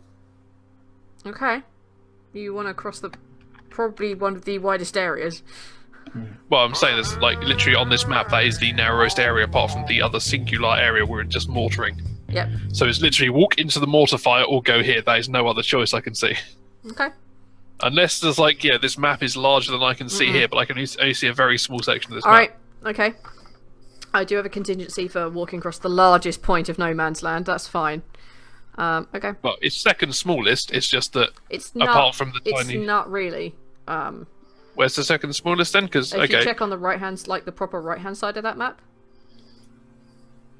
that's a far smaller area than. It becomes smaller. Yeah. Okay. In that case, yes. Sorry, it was like crossing the widest point in the map is definitely not a good idea. Sorry. So yeah. So in that case, is it the compound we're trying to get to? Yes. In that case, actually, yeah, I'll go with the original plan. We're going to cut straight across, because otherwise we're going to have to try and get through the enemy camp anyway. So yeah, I'm going to try and walk across no man's land straight towards the compound. Okay. Cool. That's the route I've decided. Okay, that's the route you've decided to go. Go for it. Before we leave the camp, actually, I'm going to get Render to requisition a set of bolt cutters, so we can cut through any barbed wire we might encounter in the. Okay, I'll say that you can have those. No, we already have those. Just so you've got them. That's cool. Okay. You go across and have a look. Take a perception check for me. Let's say using a pair of spy glasses as well, because you would. One of those ones that you have over your head, like the periscope things. Probably just binoculars. To be fair, if you're that probably just ducked down behind something. Yeah. But I mean, that depends if you're getting in the trenches or not. So that would be a 10. That depends if you're getting in the trenches or not. Well, I assume we'd be walking along the trenches this close to no man's land, because we'd be within shot. You don't have to be in the trenches yet. That's, you can have the high ground. Well, yeah, I'd be getting like very close to go, because as soon as we hit the mortar, we're making a break for it. So we're ready to go, basically. All right, so you're going down into the trenches. I just need to check if you're going in there or if you're not going in. If you're doing it from a high point. Okay, you walk into the trenches. They are pretty much as you'd expect them to be. They are lined with wood, holding the sides up. The ground is full of water. It's not pleasant. It smells like filth. It sounds deadly quiet. You can hear odd echoes, which you didn't experience back at Hinterland. And you make your way along, and everyone here looks generally terrified. Right. Not just we're waiting to go over or we're just like hoping that no one bombs us. They look just out of their mind, prolonged amount of being terrified. That's just their countenance. And you walk along the trenches a bit more and you make it to the periscope. And that's where we're going to take a very quick bio break, because I know that some people are desperate to take a whiz, and I am probably quite desperate to fill up my drink. So yeah, we will be back in 10 minutes and we'll find out what you see through your periscope. So, back soon. Wow, that was an almost perfect transition. I kind of like that. All right, you make your way along this trench and you notice these very weird expressions on the faces of the guys here. And the Sergeant Kirk looks, as soon as he enters this trench, he gets that kind of feeling as if suddenly everything of him is very, very tense. I need all of you to make mental endurance saves. This is going to be the easiest check of the night. Oh my god. Fuck. Why have you got me cursed dice? Crit. Ouch. Oh, interesting. Oh, where are we? For science. 9. Okay, as I said, the easiest check of the night, the crit and the 9 made it. You walk in here, and yeah, it's physically quite cold. Your boots are, you're pretty sure that quite soon they're going to be filling with water. It's generally unpleasant in here. It's a trench. But the two of you who botched, as you're walking along this, you feel this coldness creeping in from the soil, in from the woods at your side. You can almost, like, if you put your hands out towards anywhere there's dirt, you just get this feeling like you're putting your hand into a freezer. Finish rattling. I will be when I open this beer. Oh, jeez. Sorry. You had 10 minutes, man. I hadn't finished my previous beer. You guys really need to learn microphone etiquette. Although, to be fair, who am I talking to? It's the Friday Night Crew. All we ever do is rustle, so... Russell. Okay, as you put your hands... As your hands go anywhere near there's dirt, it feels like cold is irradiating from it. Like, you know, it's completely opposite of what it should be. But as you sort of like put your hands out towards there, you can feel it like creeping up your arms, along your fingers. You know, the hairs on your arms just stick up, and you're just intensely very, very cold. Any movement that anyone makes just makes you jump just that little bit. Just like, whoa, that wasn't right. Whoa, that wasn't right. You're just constantly on edge. You're very nervous, as if someone is watching you. And I want you both to add nervous to your weakness. So those of you playing their weaknesses, you can now add nervousness to the things that you can try and tick them off with. Okay. I'm going to lean into Ruben and go, "Are you okay? You look like you're getting a bit of a chill." We're doomed. You're doomed?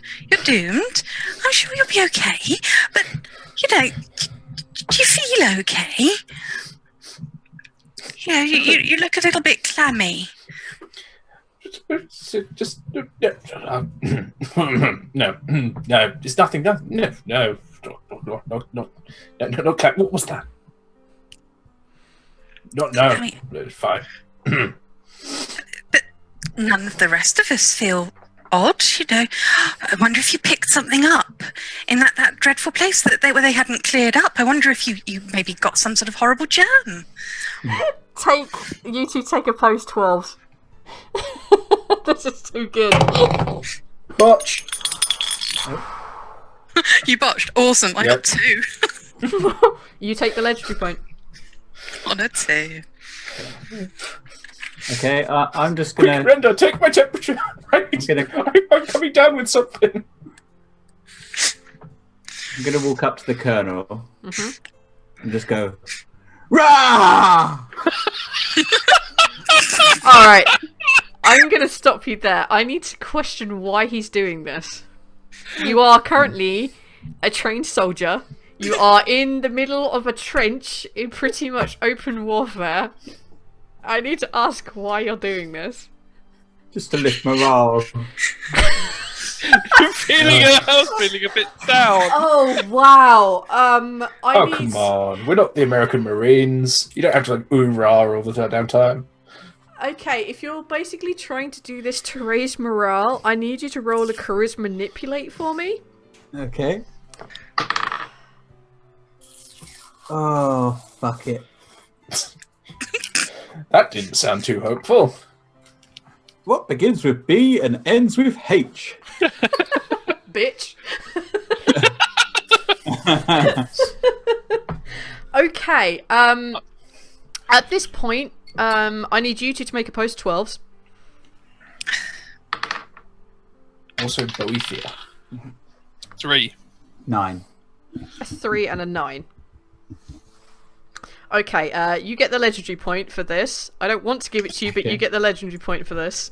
Okay. And as you do this, you become aware that pretty much all the soldiers in this bunker, in this trench, have turned round, raised their guns at you, and cocked it.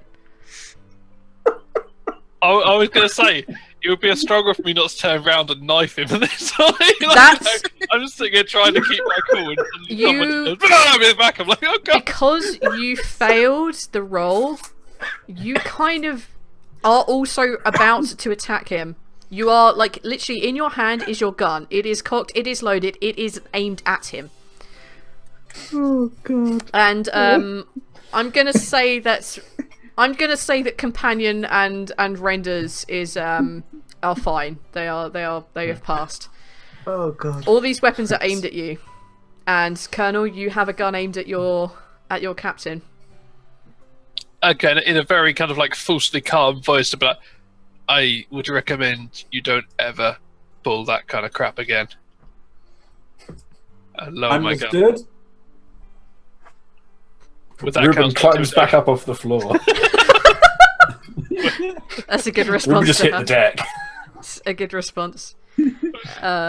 Seeing that the Colonel, seeing that you have put your weapon down, everyone else also puts their weapon down. But they are possibly even more on edge than they originally started with. That's perfect. Ruben Keep it like picks that, his please. weapon up, having dropped it in panic. Excellent. Okay, that's fine. You guys continue making your way along this trench.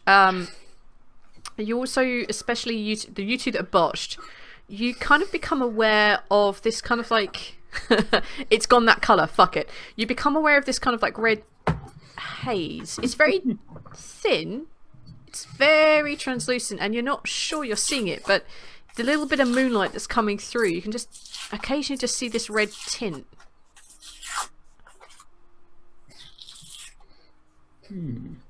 As if someone is like, the equivalent is if someone is just sepia toned everything that's going on. There's like the slight reddish tone is kind of happening to everything that's around you. Those of you two that passed, you don't see this. I'm attempting not to notice it. You're attempting not to notice it. Yeah. Okay. Ruben? I'm theorizing about what it is. Are you going to use your... Well, tell me... Go on then. Yeah, I'm going to use my knowledge of my specialist area to desperately try and work out what would make this happen. Okay, go for it. Make a roll. Again, this is going to be kind of tough. You kind of knew kind of what to expect, but not the specific details.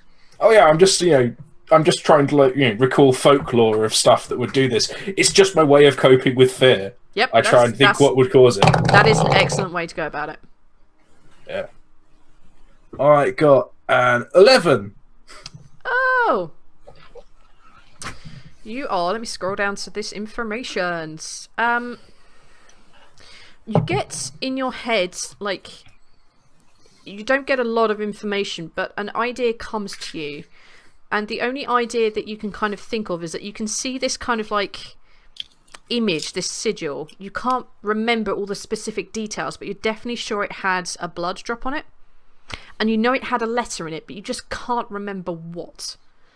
You know it was some sort of cult thing.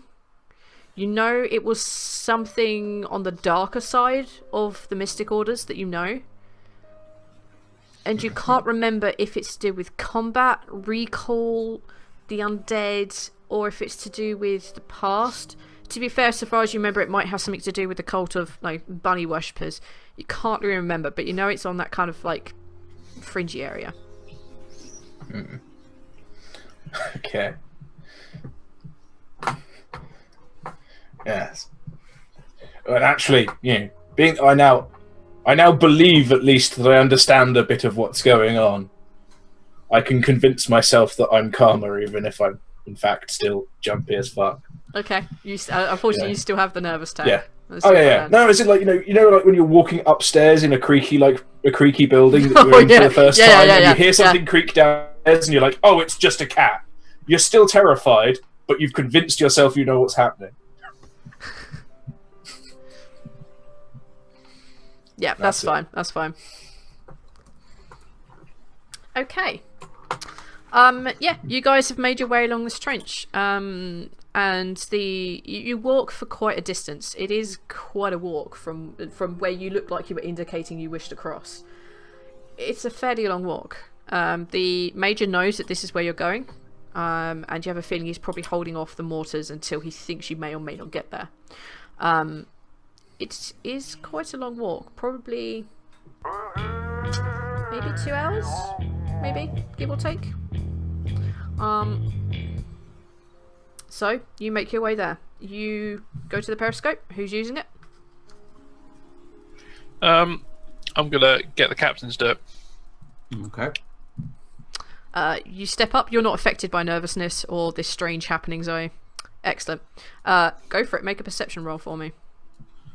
Yeah. Let me actually allow myself the ability to see. Oh, that's not a botch. That's good. Clear visuals of the casuals. Yes. Perception 6. My dice are not kind to me. Wow! I told you guys would need the legendaries. Yeah, you look out and all you can see is this kind of thick mist. It's... I wouldn't say white in colour. It's not grey. It's kind of more like I want to say khaki, but that's not the colour I'm thinking of either. That kind of like... Fuck it. It's almost this colour. Why not? You might be able to see that. I don't know if you can. That green? kind of colour. It's kind of that olivey kind of green. Because it's the only colour over brown that I can really explain properly. Olive drab. Yeah. It's that kind of mist. It's that kind of colour. It's pretty opaque. So you can't really see all that far. You can see on the ground when you look down, you know, with like, looking from side to side and looking down, you can see that there are definite craters here. There are definitely mortar strike craters. Some of them are pretty close, and you can see odd shapes in the mist. And that's it. You can't make out anything else. You can't even see the other side of this trench. Well, you can't even see the other side of no man's land, is how kind of thick this kind of mist is. That's good news. Should help us get across unobserved. Yeah.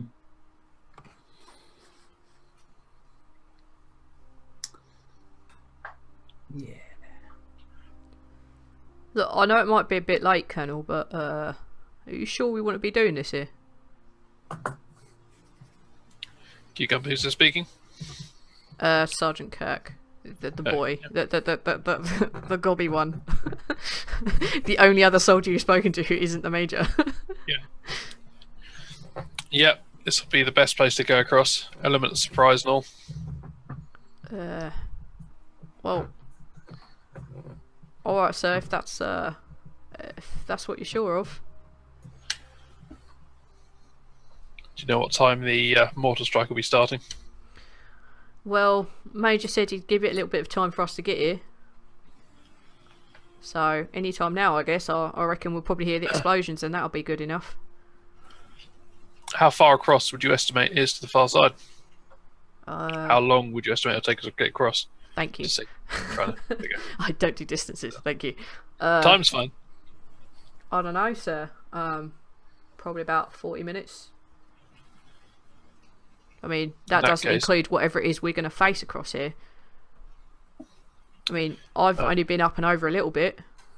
And I didn't. We didn't have to go too far before we were called back. Thankfully, thank fuck for that. Okay. Well, as it's quite misty here, and we've got to get 40 minutes to get us across, the mortar strike probably won't last all that long. So we probably better start making a move across now, slowly and carefully. Ease our way forward. And then once we start hearing the mortar strikes, we'll move forward a bit more quickly. He nods. You're the colonel. Indeed. Captain, you seem eager and ready for some excitement. You can lead the way. You've got point. Excellent. Thank you. Wow, he really is eager for that promotion. Okay.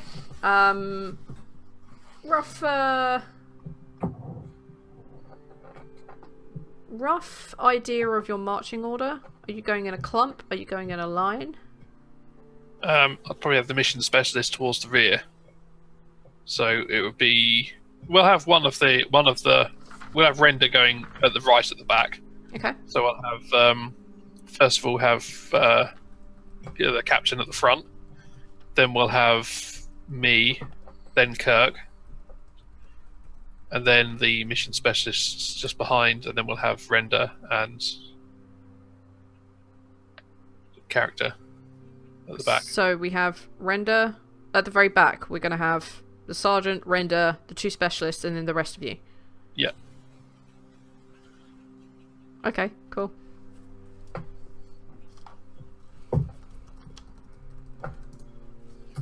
Okay. Render. No, not Render. Companion. Companion.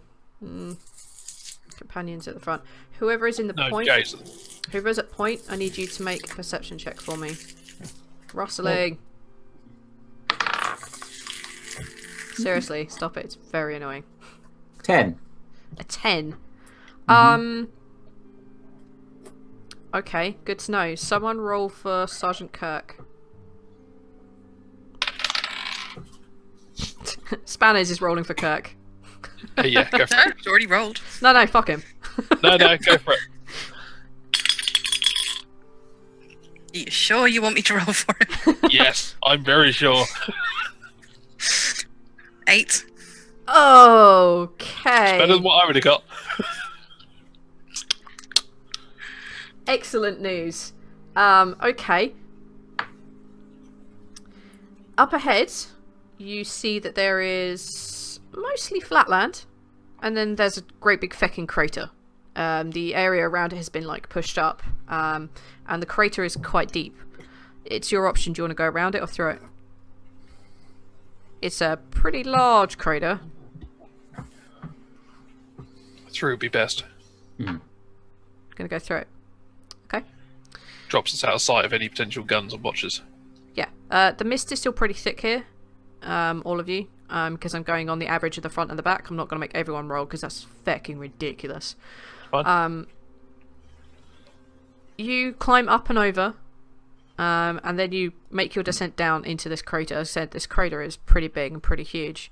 For those of you who have the nervous tag, you can hear things skittering around.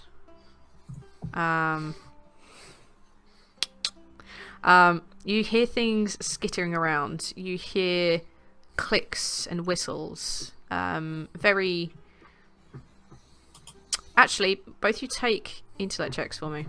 Intelligence or knowledge. Or take either. Correct. You discern this to be some sort of Morse code. The clicks and whistles are... They don't sound like they're necessarily made by a human mouth. but they are kind of like the chirps and clicks you would expect from like crickets, except that they are definitely in a Morse code, and it's repeating out return, we're dead, return, abort, we're dead, return, abort, we're dead, return, and they keep repeating this over and over and over as you make your way down into this crater. I think sharing that information will probably just freak people out. So I'm probably just going to keep that to myself. Yeah. Okay. I got a 12 that wasn't a crit. Do I get anything like that? You get the odd word here and there. You definitely get the word return. You definitely get the word abort. Those are the words I'm going to let you have. Fuck! Yeah, I'm just going to look at the Colonel in a somewhat panicked manner. I'm just going to like tap him on the shoulder like, I'll be over soon. That doesn't help at all.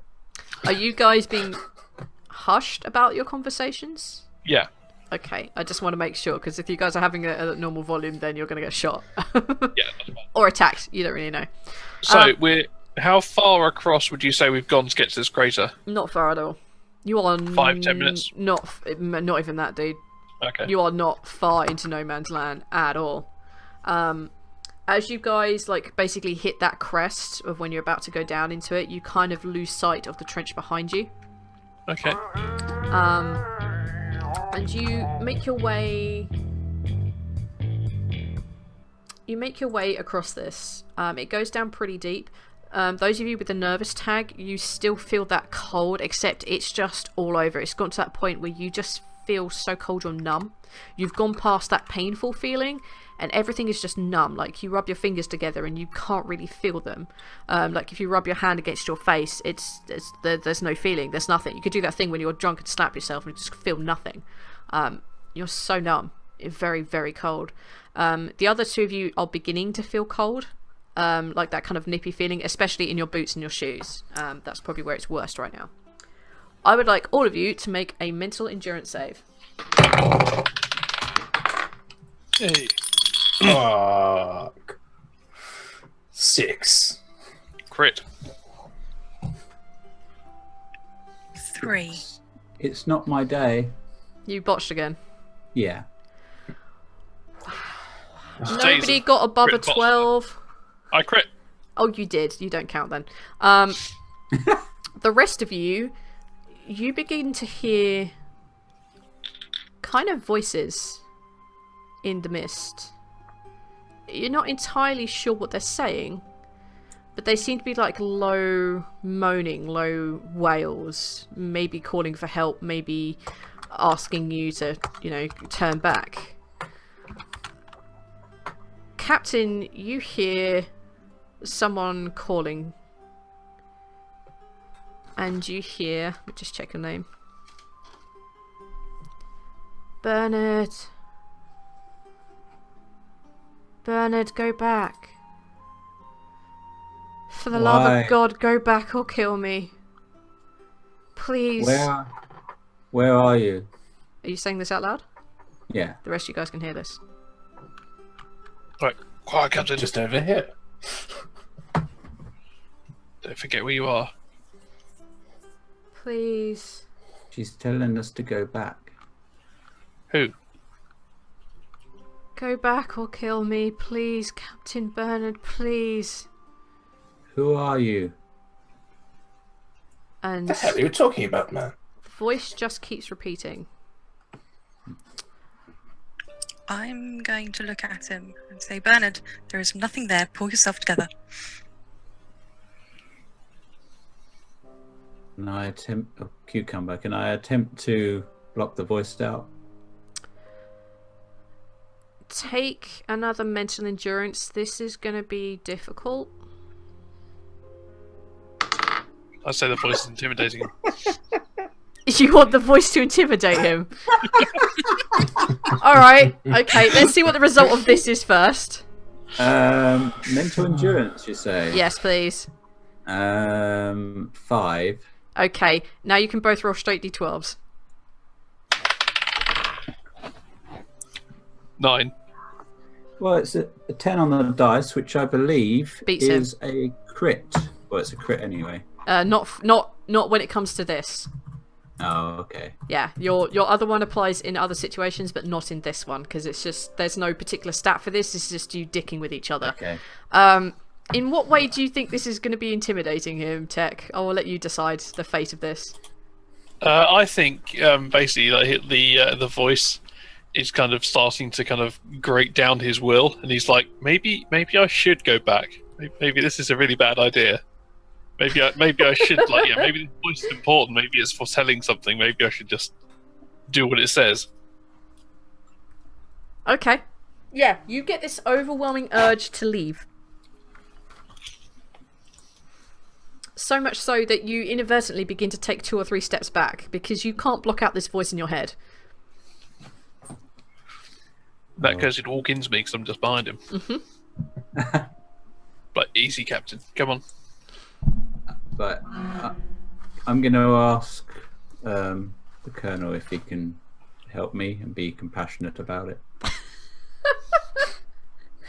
In what way would he be putting himself in danger by doing this? What way is this making a proper horrible thing for him? Are you going to get him to like... I don't know. What do you want him to do as a result of this? Get him to stand up and give you a hug. Yeah, why not? Okay, both roll straight d12s. 11. 6.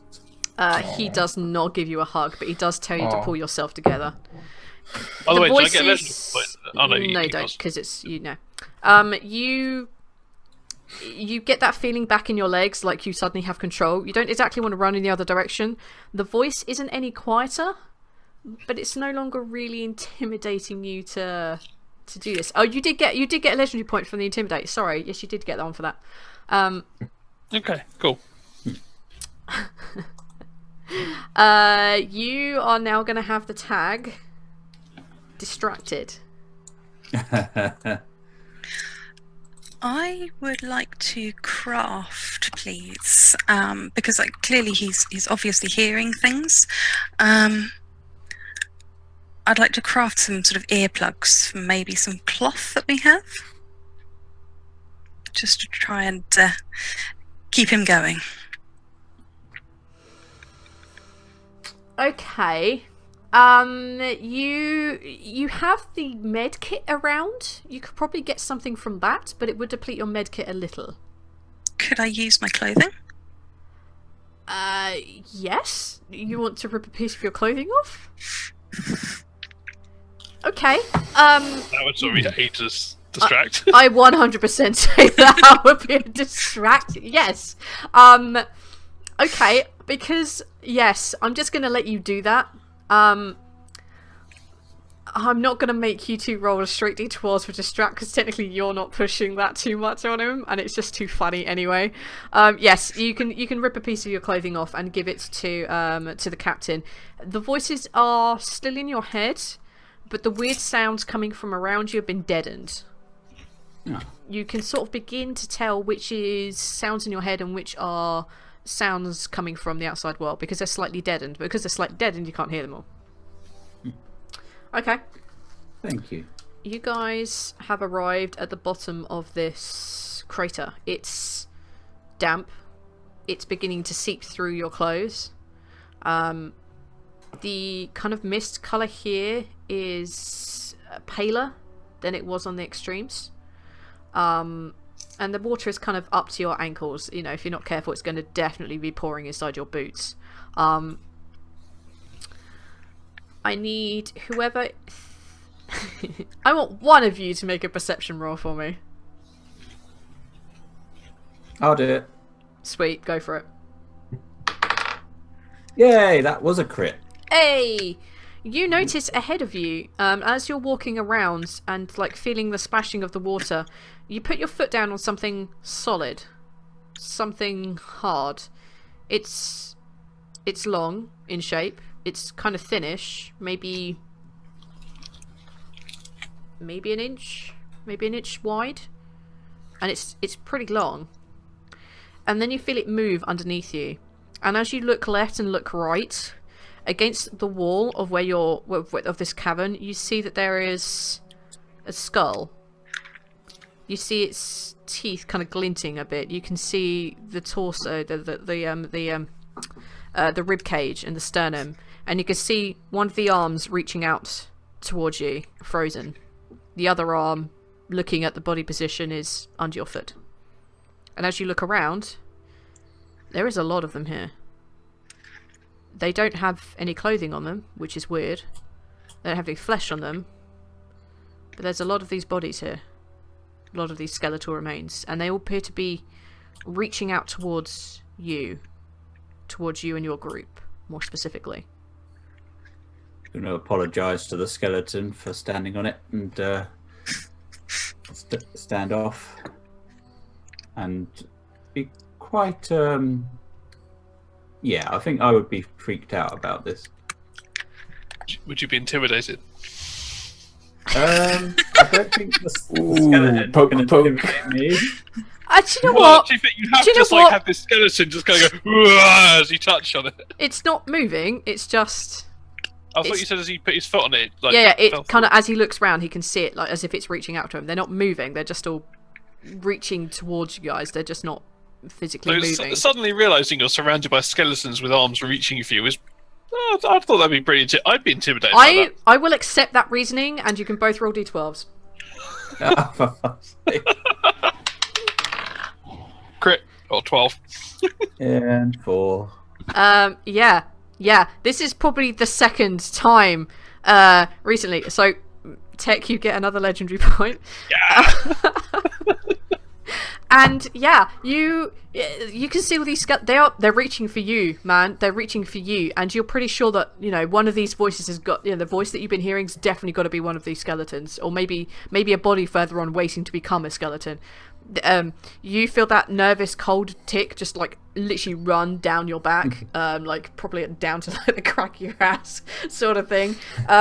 This is not in any way, shape or form okay.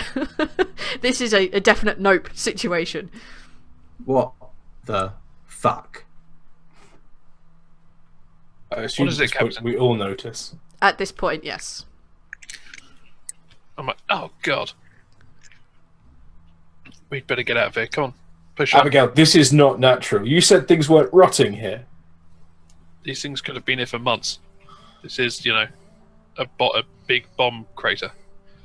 They may have had the flesh stripped off them by the explosion. In that case, they would have been thrown out the crater. Right, well, whatever, let's go. I'm not arguing with getting the fuck out of here. Yeah, I'm just going to start herding these guys forward. Like, we need to get out of here. Come on. Frankly, getting inside the shell hole was a bit silly. Just going to tread carefully not to step on any more skeletons. I don't care. I'm just chuffing forward. The water is like up to your ankles at this point. You can't really see through it. Okay. It's just you're going to put your foot on bone. You all begin to feel this as you begin to trudge your way across this crater. I'm not going to stay in the water at all. I'm getting out of the water by the shortest method. Okay. I'm walking around the water. Screw the terrifying, filthy water. In that case, you would need to go on the kind of the banks of this crater where all the skeletons are. Oh. It's your Still choice. less terrifying and filthy than the water. True, because you can see physical things. You can't do the water. You can't see through the water so much. Yes, yes. Okay. Being nervous and jumpy, knowing something is scary, like is easier than discovering something is scary unexpectedly. Okay. Though, if I saw him start to break off the group, I would go and retrieve him. That's fine. Like, pick the group. Come on. Can't go wandering off. No, I'm just going to walk around the water. Why are we in the water? Because if you go up to the banks, we're more likely to be seen. This is the quickest way across. If we stay in the water, we're more likely to trip and drown. You're going to drown in this water. It's inches deep. Inches deep. Everyone At roll a this d12. point, it's deeper as you go through. 2. What's this for? Sorry. Everyone rolls d12. 2. 11. 5. I'm doing a lot of 5 and 6 at the moment. The 2 and the 5. As you're standing there talking, as the professor and the colonel are slightly off to one side, the 3 of you feel something grabbing at your ankle, and it has an extremely firm grip. One of them would say a bony dead grip on your ankles. Oh, what the fuck? Ah! Everyone who has been grabbed, take a reflex save or a strength check. 12. 13. Let's see, reflex. I'll take strength. 9. The 12 and the 13, you manage to keep your footing. But on the 9, it grabs you and pulls you so hard that you basically fall into the water. Face first. Oh, what the fuck? Get it off, get it off. As you fall into the water, you feel another bony hand reach for your other ankle. What do you guys want to do? Is the professor still upright? The professor, the 2 specialists are still upright. Is he currently immobilized by a hand on his ankle? He's not technically immobilized. It is just a single hand at this point that has been trying to pull him down. I'm going to grab his shoulder and yank him towards the captain because we're basically slightly away from the group. So take a strength check for me. This is going to be quite difficult.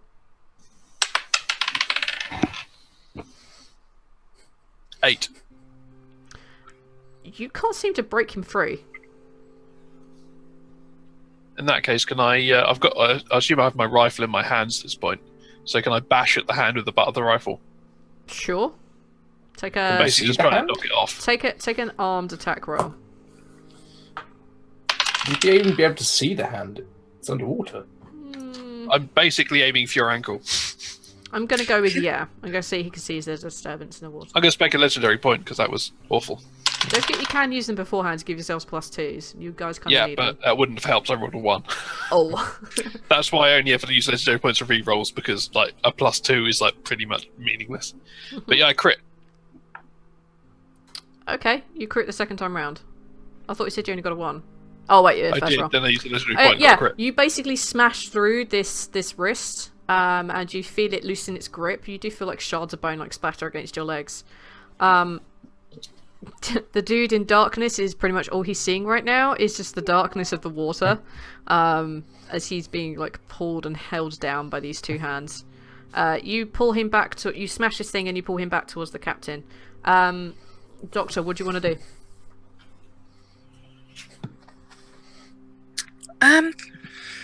Right, so he's now free. We're okay to. The specialist is free. Yes.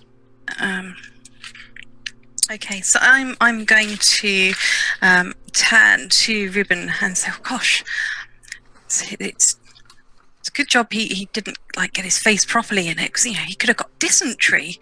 Have you still got a fair bit of water on you there? I would like to definitely point out at this moment, as much as you are taunting him, there is a hand grabbing your ankle too. There is a hand grabbing my ankle, but I'll tell you what. it's more important. Make a mental endurance save for me, and this is to see whether you have the presence of mind to mock your companion over being worried about yourself. This is a brute force and ignorance, right? No, I'm not. No, that'll be 5. You attempt to get the words out, but they come out more like as you try and distract yourself from this thing that's grabbing your leg by mocking him. So I won't allow you to make straight D12s at this point, but that is so good though. Do we still have the bolt cutters? You do. At this point, I would like to invoke, your skepticism. This is something you can't see, and I've just been like yanked out of the water with a bony hand again. By Rich. She can feel it. Yeah. Yes, but I've literally just been yanked off my feet by a much larger, stronger man with a bony hand around my ankle. He just smashed through a wrist. There is a skeletal hand attached to my ankle. I assume that all fell off when I smashed it with the butt of my rifle. So it's kind of broken. It's kind of gone on all different pieces. But yeah, because you crit. Fair enough. All right, we still have an ankle binding on the doctor. We have the captain who is being held underwater by 2 bony hands on his ankles. I'd like to ask for the bolt cutters, so that I can kind of stab at whatever it is that's grabbing me. I'm going to assume it's some kind of animal. Nice. Okay. Who has? Let's say Renders, because Renders have everything, doesn't he? Renders is basically our equivalent of Lydia. He has fucking everything on him. Render's awesome. Render is awesome. Render passes you the bolt cutters. Make an armed attack for me. Someone's going to need to write a list of everything that Renders has, so that when I think it might be Dev that has Renders. So 8. You begin to smash down at this thing, but you can't really seem to break its grip. You just like repeatedly hit it over and over and over, but it's not letting you go, and it's definitely trying to give you a tug and a pull. Captain, are you attempting to do anything? Is anyone attempting to help the captain? I'm making my way there to help him. Okay. We'll deal with what the captain wants to try first. I'm just going to try and kick at one of the hands that's holding one of my legs. It's definitely difficult because both your ankles are grabbed currently. But yes, you can definitely give it a go. Okay. Would that be an unarmed attack? Yes, unless you're wearing safety boots. Yes. Okay, so the attack would be... Oh, it's...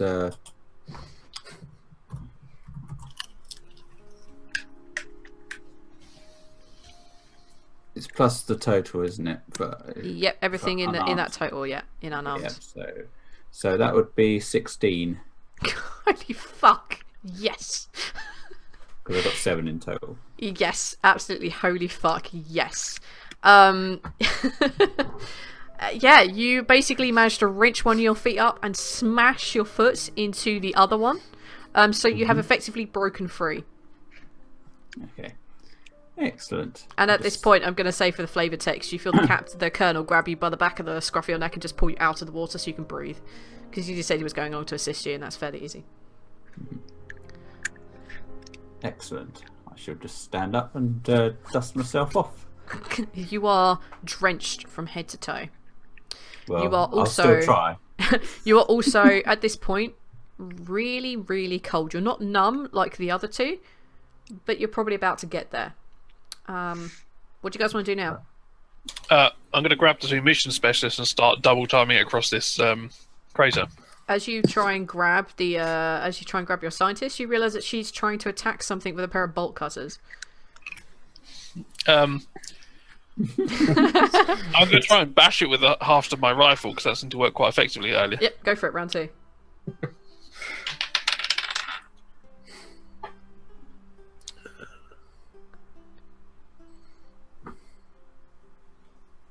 $13. Combined with the lady scientist smashing this thing down, it takes a bit of a moment, but you guys do manage to free her. You're now all freed. You begin to all hear, mental intelligence checks or not, you all begin to hear that moaning just beginning to rise from this crater. Just like... Right. And for you, Bernard, you hear more voices begging you to end them.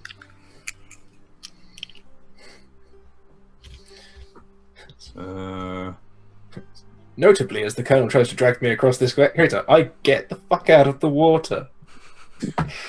He's like, "Come with me." I'm just like, "Nope." I've already dragged you halfway across it to get to Spanner, and they... Yeah. You guys are making your way out of this. I need all of you to make one final reflex save. 9. I love the sound of that. That just epic dice rolling sound is so good. What do we got? We got a 9? 11. 11. 8. 8. And 9. 11. You are pretty much home free. You make it to the top of this crater. Everyone who rolled 10 and below, you feel a pair of bony hands reaching for you. And they grab you, probably again, partway up your leg. All of you make, the 3 of you that failed, make another reflex or a strength save. Or sorry, or a physical.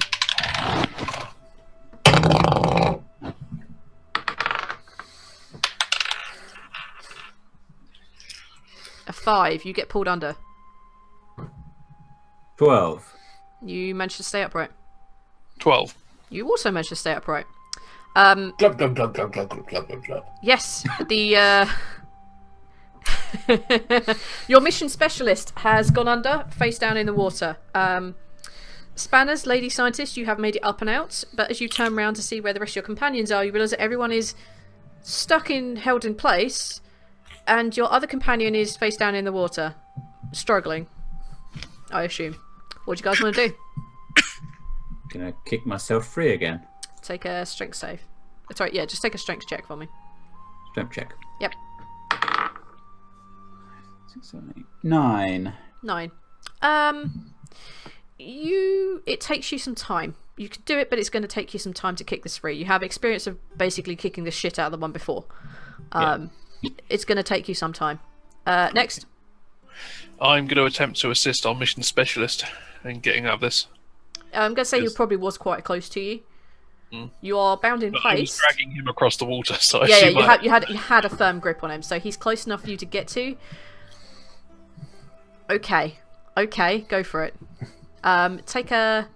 How are you attempting to help him? Your ankles are bound in place. Tell me what you're doing before you roll. I'm basically he's fallen face down, hasn't he? Yes, but tell me what you do before you roll. So yes, he's face down in the water. So basically, I assume so. It's grabbed his leg. I'm basically going to attempt to kind of like feel down his leg and try and pry this hand off his ankle. Okay. This is going to be really difficult because he was pulled down, which means he was swept out feet backwards, which means the hands are behind you and quite a distance. Your ankles are bound by these 2 skeletal hands that are upon you also.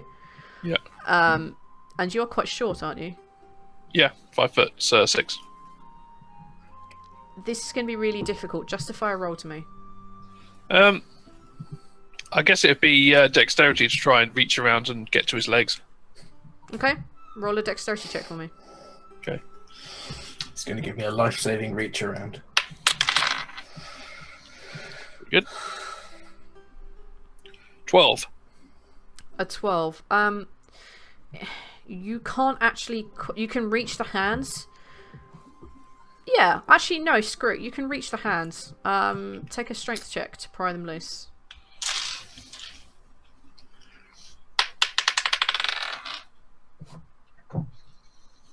I'm going to spend a legendary point to re-roll that one.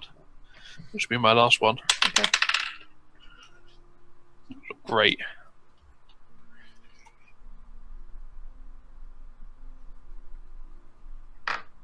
Will this be a strength or unarmed CC? Just a strength, because you're not attacking it, you're trying to pry them loose. Okay. I will also take a grapple. Okay. Makes no difference. 8. You are exceptionally struggling. You can't really pull this loose. There is a consequence for you not attending your own, and we'll get back to that in a minute. Okay. Professor, you're face down in the water. You can feel someone touching your legs, and you also feel 2 bony hands holding your legs down. You've been swept down into the water. What do you want to do? I'm going to put my hands down in front of me and push myself out of the goddamn water so I don't drown. Huzzah! Because I'm not an idiot. You know, when someone trips you over, like, whoop, pull your legs out, you lift yourself up. Cool. That's a noble idea. Can I do a craft? Now, this may backfire. Okay. obviously I'm not particularly strong, but I can craft things, I can make things, and I'm reasonably intelligent. So I'd like to make some kind of rope. Now I know there's not an awful lot around us. Probably would have some sort of rope on you. Okay, good, because otherwise I'm going to have to use my clothes. Let's say for the sake of dignity, there's some rope. Thank you. So I'm obviously going to try and get our specialist out of the water first because he appears to be in the most danger. So I'm going to throw a rope to him. So as he's kind of holding himself out, he can kind of grab on and maybe pull himself out. Okay. Take an armed. No, technically take a small gun. You're not firing a gun, but you are throwing rope at him. So I would take small guns as a kind of midway point. Okay. And I will need the professor to make a reflex save if he wants to catch it. And your answer should be yes. I've seen my stats. Expecting me to pull myself out of the water is a bit ambitious.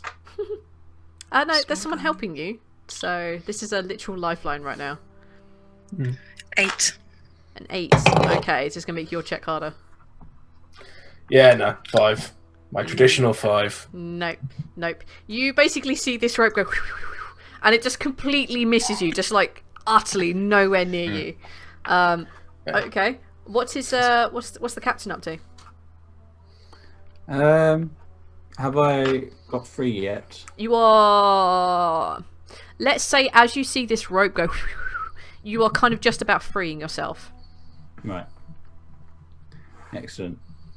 I'm going to go over to the professor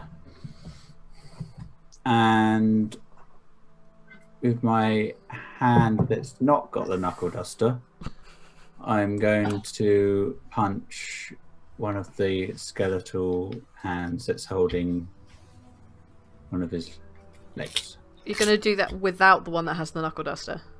Yeah, for Ouch. reasons which will be understood because I'm actually better in unarmed combat than I am armed. Knuckle dusters count as unarmed. Because they go over the hand. It's the same action to punch someone. So it's the same. Okay, that's interesting. So bear with me. Which should give you a +1 on your damage because it's a cleaned. That's right. The torture is cleaned. Yeah. Yeah. Okay. Well, that makes it much more interesting. So I shall punch him with the knuckle duster then. In that case. Go for it. Okay. So for attack, we have got 15. Hell yeah. Do I need to roll for damage? Yes. Okay. Actually, no. Fuck it. You smashed because you got something stupidly high to hit him. Fuck it. They're only mooks. You basically ball your fist, and you just take a precision shot, like, whoosh, and you basically feel this foot like feel this arm disintegrate around your leg. As this kind of like, you know, this burly Tommy soldier just stands over you and just like, aims a good punch at you, punch at your legs. Colonel, this is now the side effects of you not taking care of yourself. I need you to make a reflex endurance save as more hands reach out for you.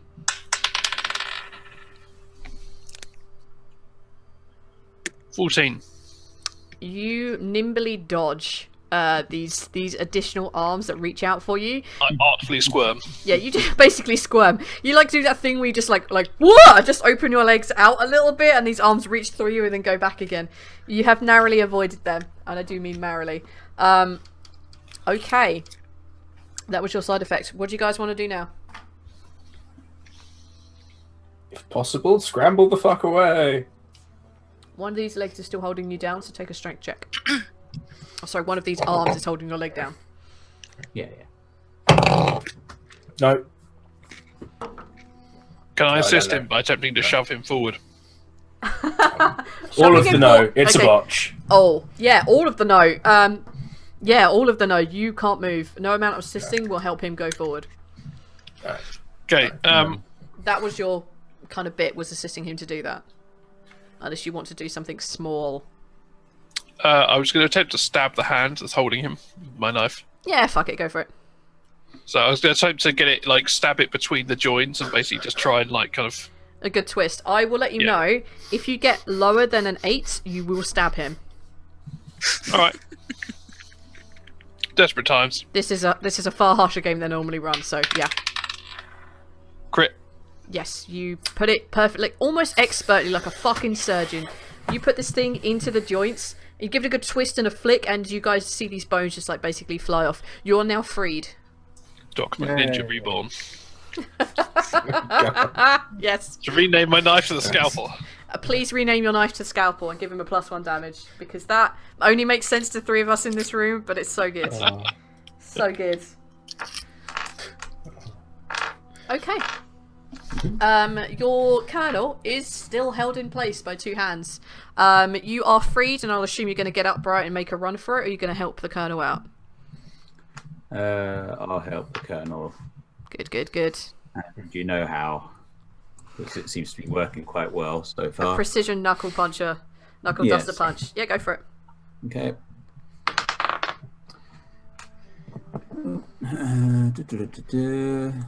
16. Yes. Jeez. Okay. Again, do I need to roll for damage, or is it? No, you just break. I'm gonna say, for the sake of brevity and the fact that it's nearly time, I'm gonna say between you guys, you managed to smash these open, and you guys make a run towards the edge of this crater. Many more hands reach out for you, but since to your wonderful like leg opening dodging abilities and your like amazing knuckle duster abilities, you guys just make it up and out to the side of this crate. Those of you who are drenched head to toe in water, add a tag of slow. Okay. Isn't it all of us? Only those who are drenched in water. The 2 that went down. Yeah. You did go down? No. Okay. Nope. You did not. I'm just throwing more and more weaknesses for you guys to play with. Yeah. Because this is really funny. Okay. You guys are up on the top of this crater. I want everyone to make mental endurance saves for me. Nope. I'm going to use my legendary point to re-roll that. Okay. Actually, I am going to burn a legendary point for that one. Okay. It's a good idea. You don't want to be watching these days. 6. Oh. And 9. that's much better because it is a 10, which converts For you to is a crit. So you get your legendary point back. Keep that house roll. Alright, so we have a success. We have a 6, so that's a fail. 6. Fail. What did you get, Spanners? 9. 9. Yeah, you fail as well. Do either of you, any of you 3, know German? I reckon my guy might know a little bit. He knew enough to say Guten Tag when the other soldiers turned up, so... Okay. Okay. Do any of you have German written on your languages? Oh. I think I left the specialist with just English. And I don't think Just the colonel English. speaks any No, other just languages. English. So, oh my gosh. I'm the only one with German. Oops. Our 3 main characters, none of you speak German. This is hilarious. You guys begin to hear snatches of song. You hear snatches of English, and they appear to be singing Silent Night. You also appear to be hearing snatches of German. It's the same tune, but not the same, and it's coming from everywhere about you. Why are you smiling, Tech? No, just imagine like rousing chorus of Silent Nick. Oh, it's not. It's not. It's not in any way rousing. It's kind of more like a mournful dirge, but you pick up the English lyrics. and it is the same tune, but very slow, very mournful, as they sing Silent Night all around you. Okay. I'm immediately aware that we're like 35 minutes from the German lines and shouldn't be able to hear anything from there. It's How coming far? from all around you. Oh yeah. Thank you, Sprocket. That's just my initial jarring reaction.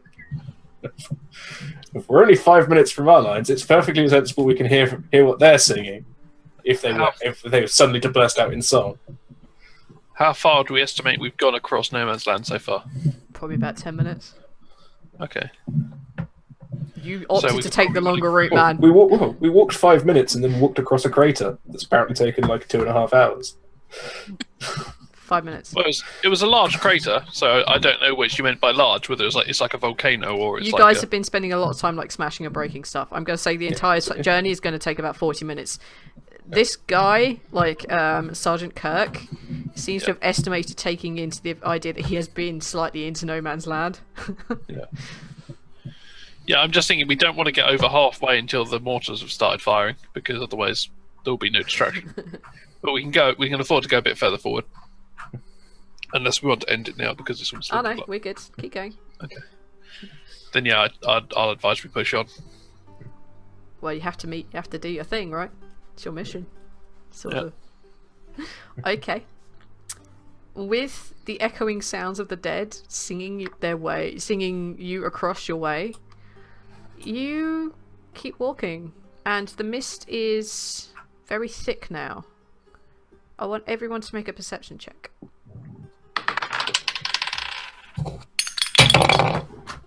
Botch. 9. 9. What's wrong with this game? 9. Okay, I'm going to re-roll that. Like half of Botch.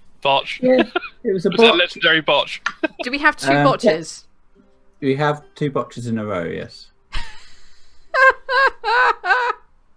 You need new dice, I'm not Joe. doing exposure in this. Because that'll be one more thing we don't need to make this game harder. Exile that dice to the pool of Failure. recycling. These are my Okay. favourite. Well, they were before tonight, anyway. We had 2 9s and 2 failures, is that right? Yep.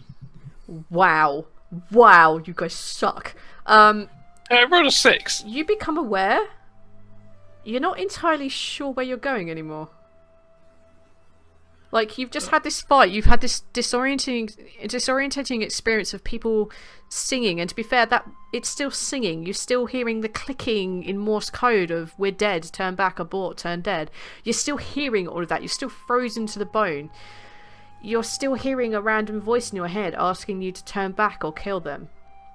And as you climb out of this, you become aware that in this thick fog that you've walked forward for a bit, you have no idea where you are. I'd like to check my compass. As you pull out your compass, your needle is spinning. Ah. Damn German technology. And that's where we're going to leave it. I just wanted you to get to the compass bit. It's like you either get into here, or in the other trench, or at the not compound, the other place, and you haven't crossed No Man's Land yet. This is great. All right, so yeah, that's where we're gonna chuck out for the evening, guys. This has been an interesting experiment. And really fun.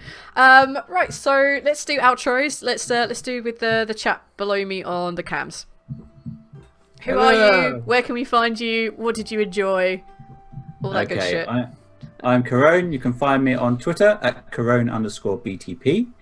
You can also find information about the Betrayed film at jqs.org.uk. Yes, it was very interesting. I very much enjoyed it. It was nice to do something different again.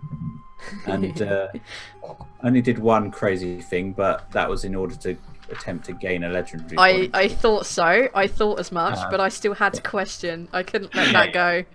Yeah. Well, when there's something to be gained, I'll do it anyway. But yeah. It was a very loose in-game reason I allowed that to happen. So yes, very loose. But yeah, so that was fun, and yeah, I can't wait till next week. when we give it another go. Cool. Awesome. Next one round.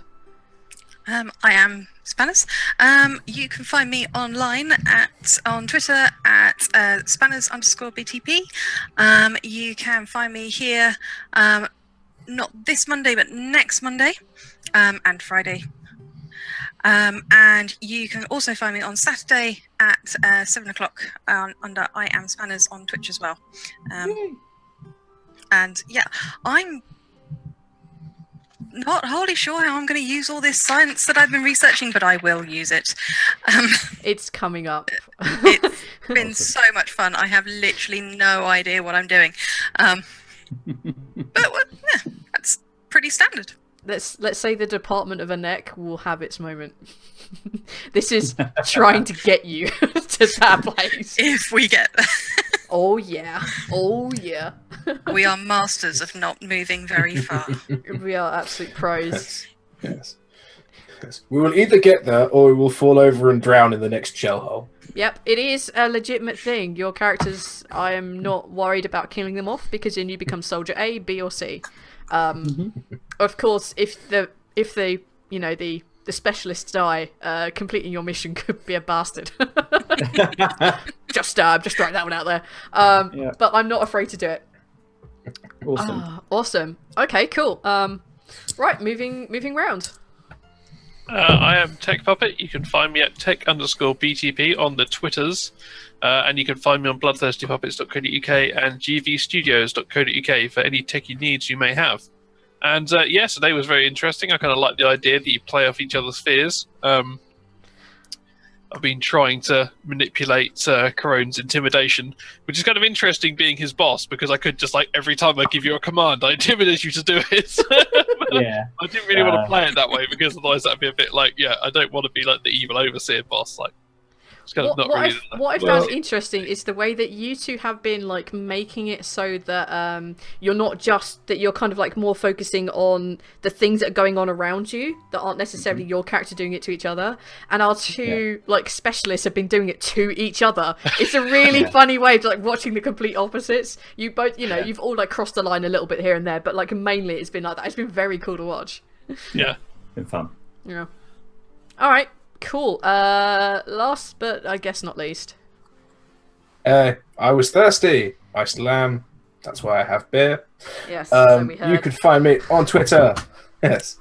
You can find me on Twitter, thirsty_BTP. You can find me on Bloodthirsty Puppets at some point when I get around to writing things on there again. You can find me here, but not for very much longer because we're about to end. You can find me Monday after next. You can find me on Fridays here. You find me every other Thursday on Baylor's Blades along with Blood. Yep. And you can find me if you try really, really hard, I imagine. Or if you're the NSA. Yeah, or that. You can find me on Twitter at blood_BTP. The easiest way to check all the stupid amount of shit that I'm doing is to check my Twitter. There are so many podcasts, so many games, on a gazillion different channels, a gazillion different games. The next time you'll see me will be on Skag's channel tomorrow, where we're playing Wintercrest. I really hope. Because, that'll be awkward otherwise. So yeah, that's where you're going to see me next. There's no Wreck and Re on tomorrow because I'm actually not in the country, so I don't have my laptop. But the next BT thing is going to be on a Monday. Yes, will be on Monday. No, it's not. Shit, it'll be Wednesday when we hopefully do Podgate. We hope. Or Puppet Gameplay. I'm not really sure which one we're doing yet. Oh, yeah. But we'll give it a shot. Yeah. That'd be helpful, yeah. Yeah, it might be good. So yeah, those are the plans going forward. This was fun. This was a pain in the ass to write in the short amount of time that I had. So it's not quite where I wanted it, but it's getting there. I'm very much looking forward to finishing this game out, and I could easily turn this into a campaign with a bit of time. I'm not going to, but I could. It's been really fun. I love how you guys have been working with and against each other. It's very funny. Very interesting. I'm really glad that we set this up like this. I might tweak with the fear system or the weakness system next week. I'm not really sure, but I'll keep you guys posted. Thank you to everyone who followed. Thank you to Skag who bought 2 legendaries for his Monday night group. Good job. It's been awesome. Yeah, just checking out chat, my bad. Thank you everyone who followed, thank you to Skag. And I think that's all that's left to do is thank Kevin Cloud for all the free ass music, because it's free and royalty free and we were using that. And thank you to Corone who did the intro and is doing the outro for us. You're welcome. He did it very quickly this afternoon for me. I didn't expect it. Yeah. I'm really glad we have it because I think they look so freaking cool. I think unless there's anything anybody would like to shout into the void, we're about to close the bar. Anything anyone wants to shout? That's gross. I'll call that shouting into the void. So we'll catch you guys later. Time of the bar, bitches, and we'll see you at another time. Shit, yeah. Perfectly brilliant. What the hell, man? Oh man, I'm sorry. Oh my god, Spanish, I just need to keep picking on you. I'm so sorry. But you chose to play a female in this world. It's not my fault. I thought it was so funny when you had your leg trapped by a skeleton and you were still trying to screw Thirsty. Before I die, I just screw you over one last time.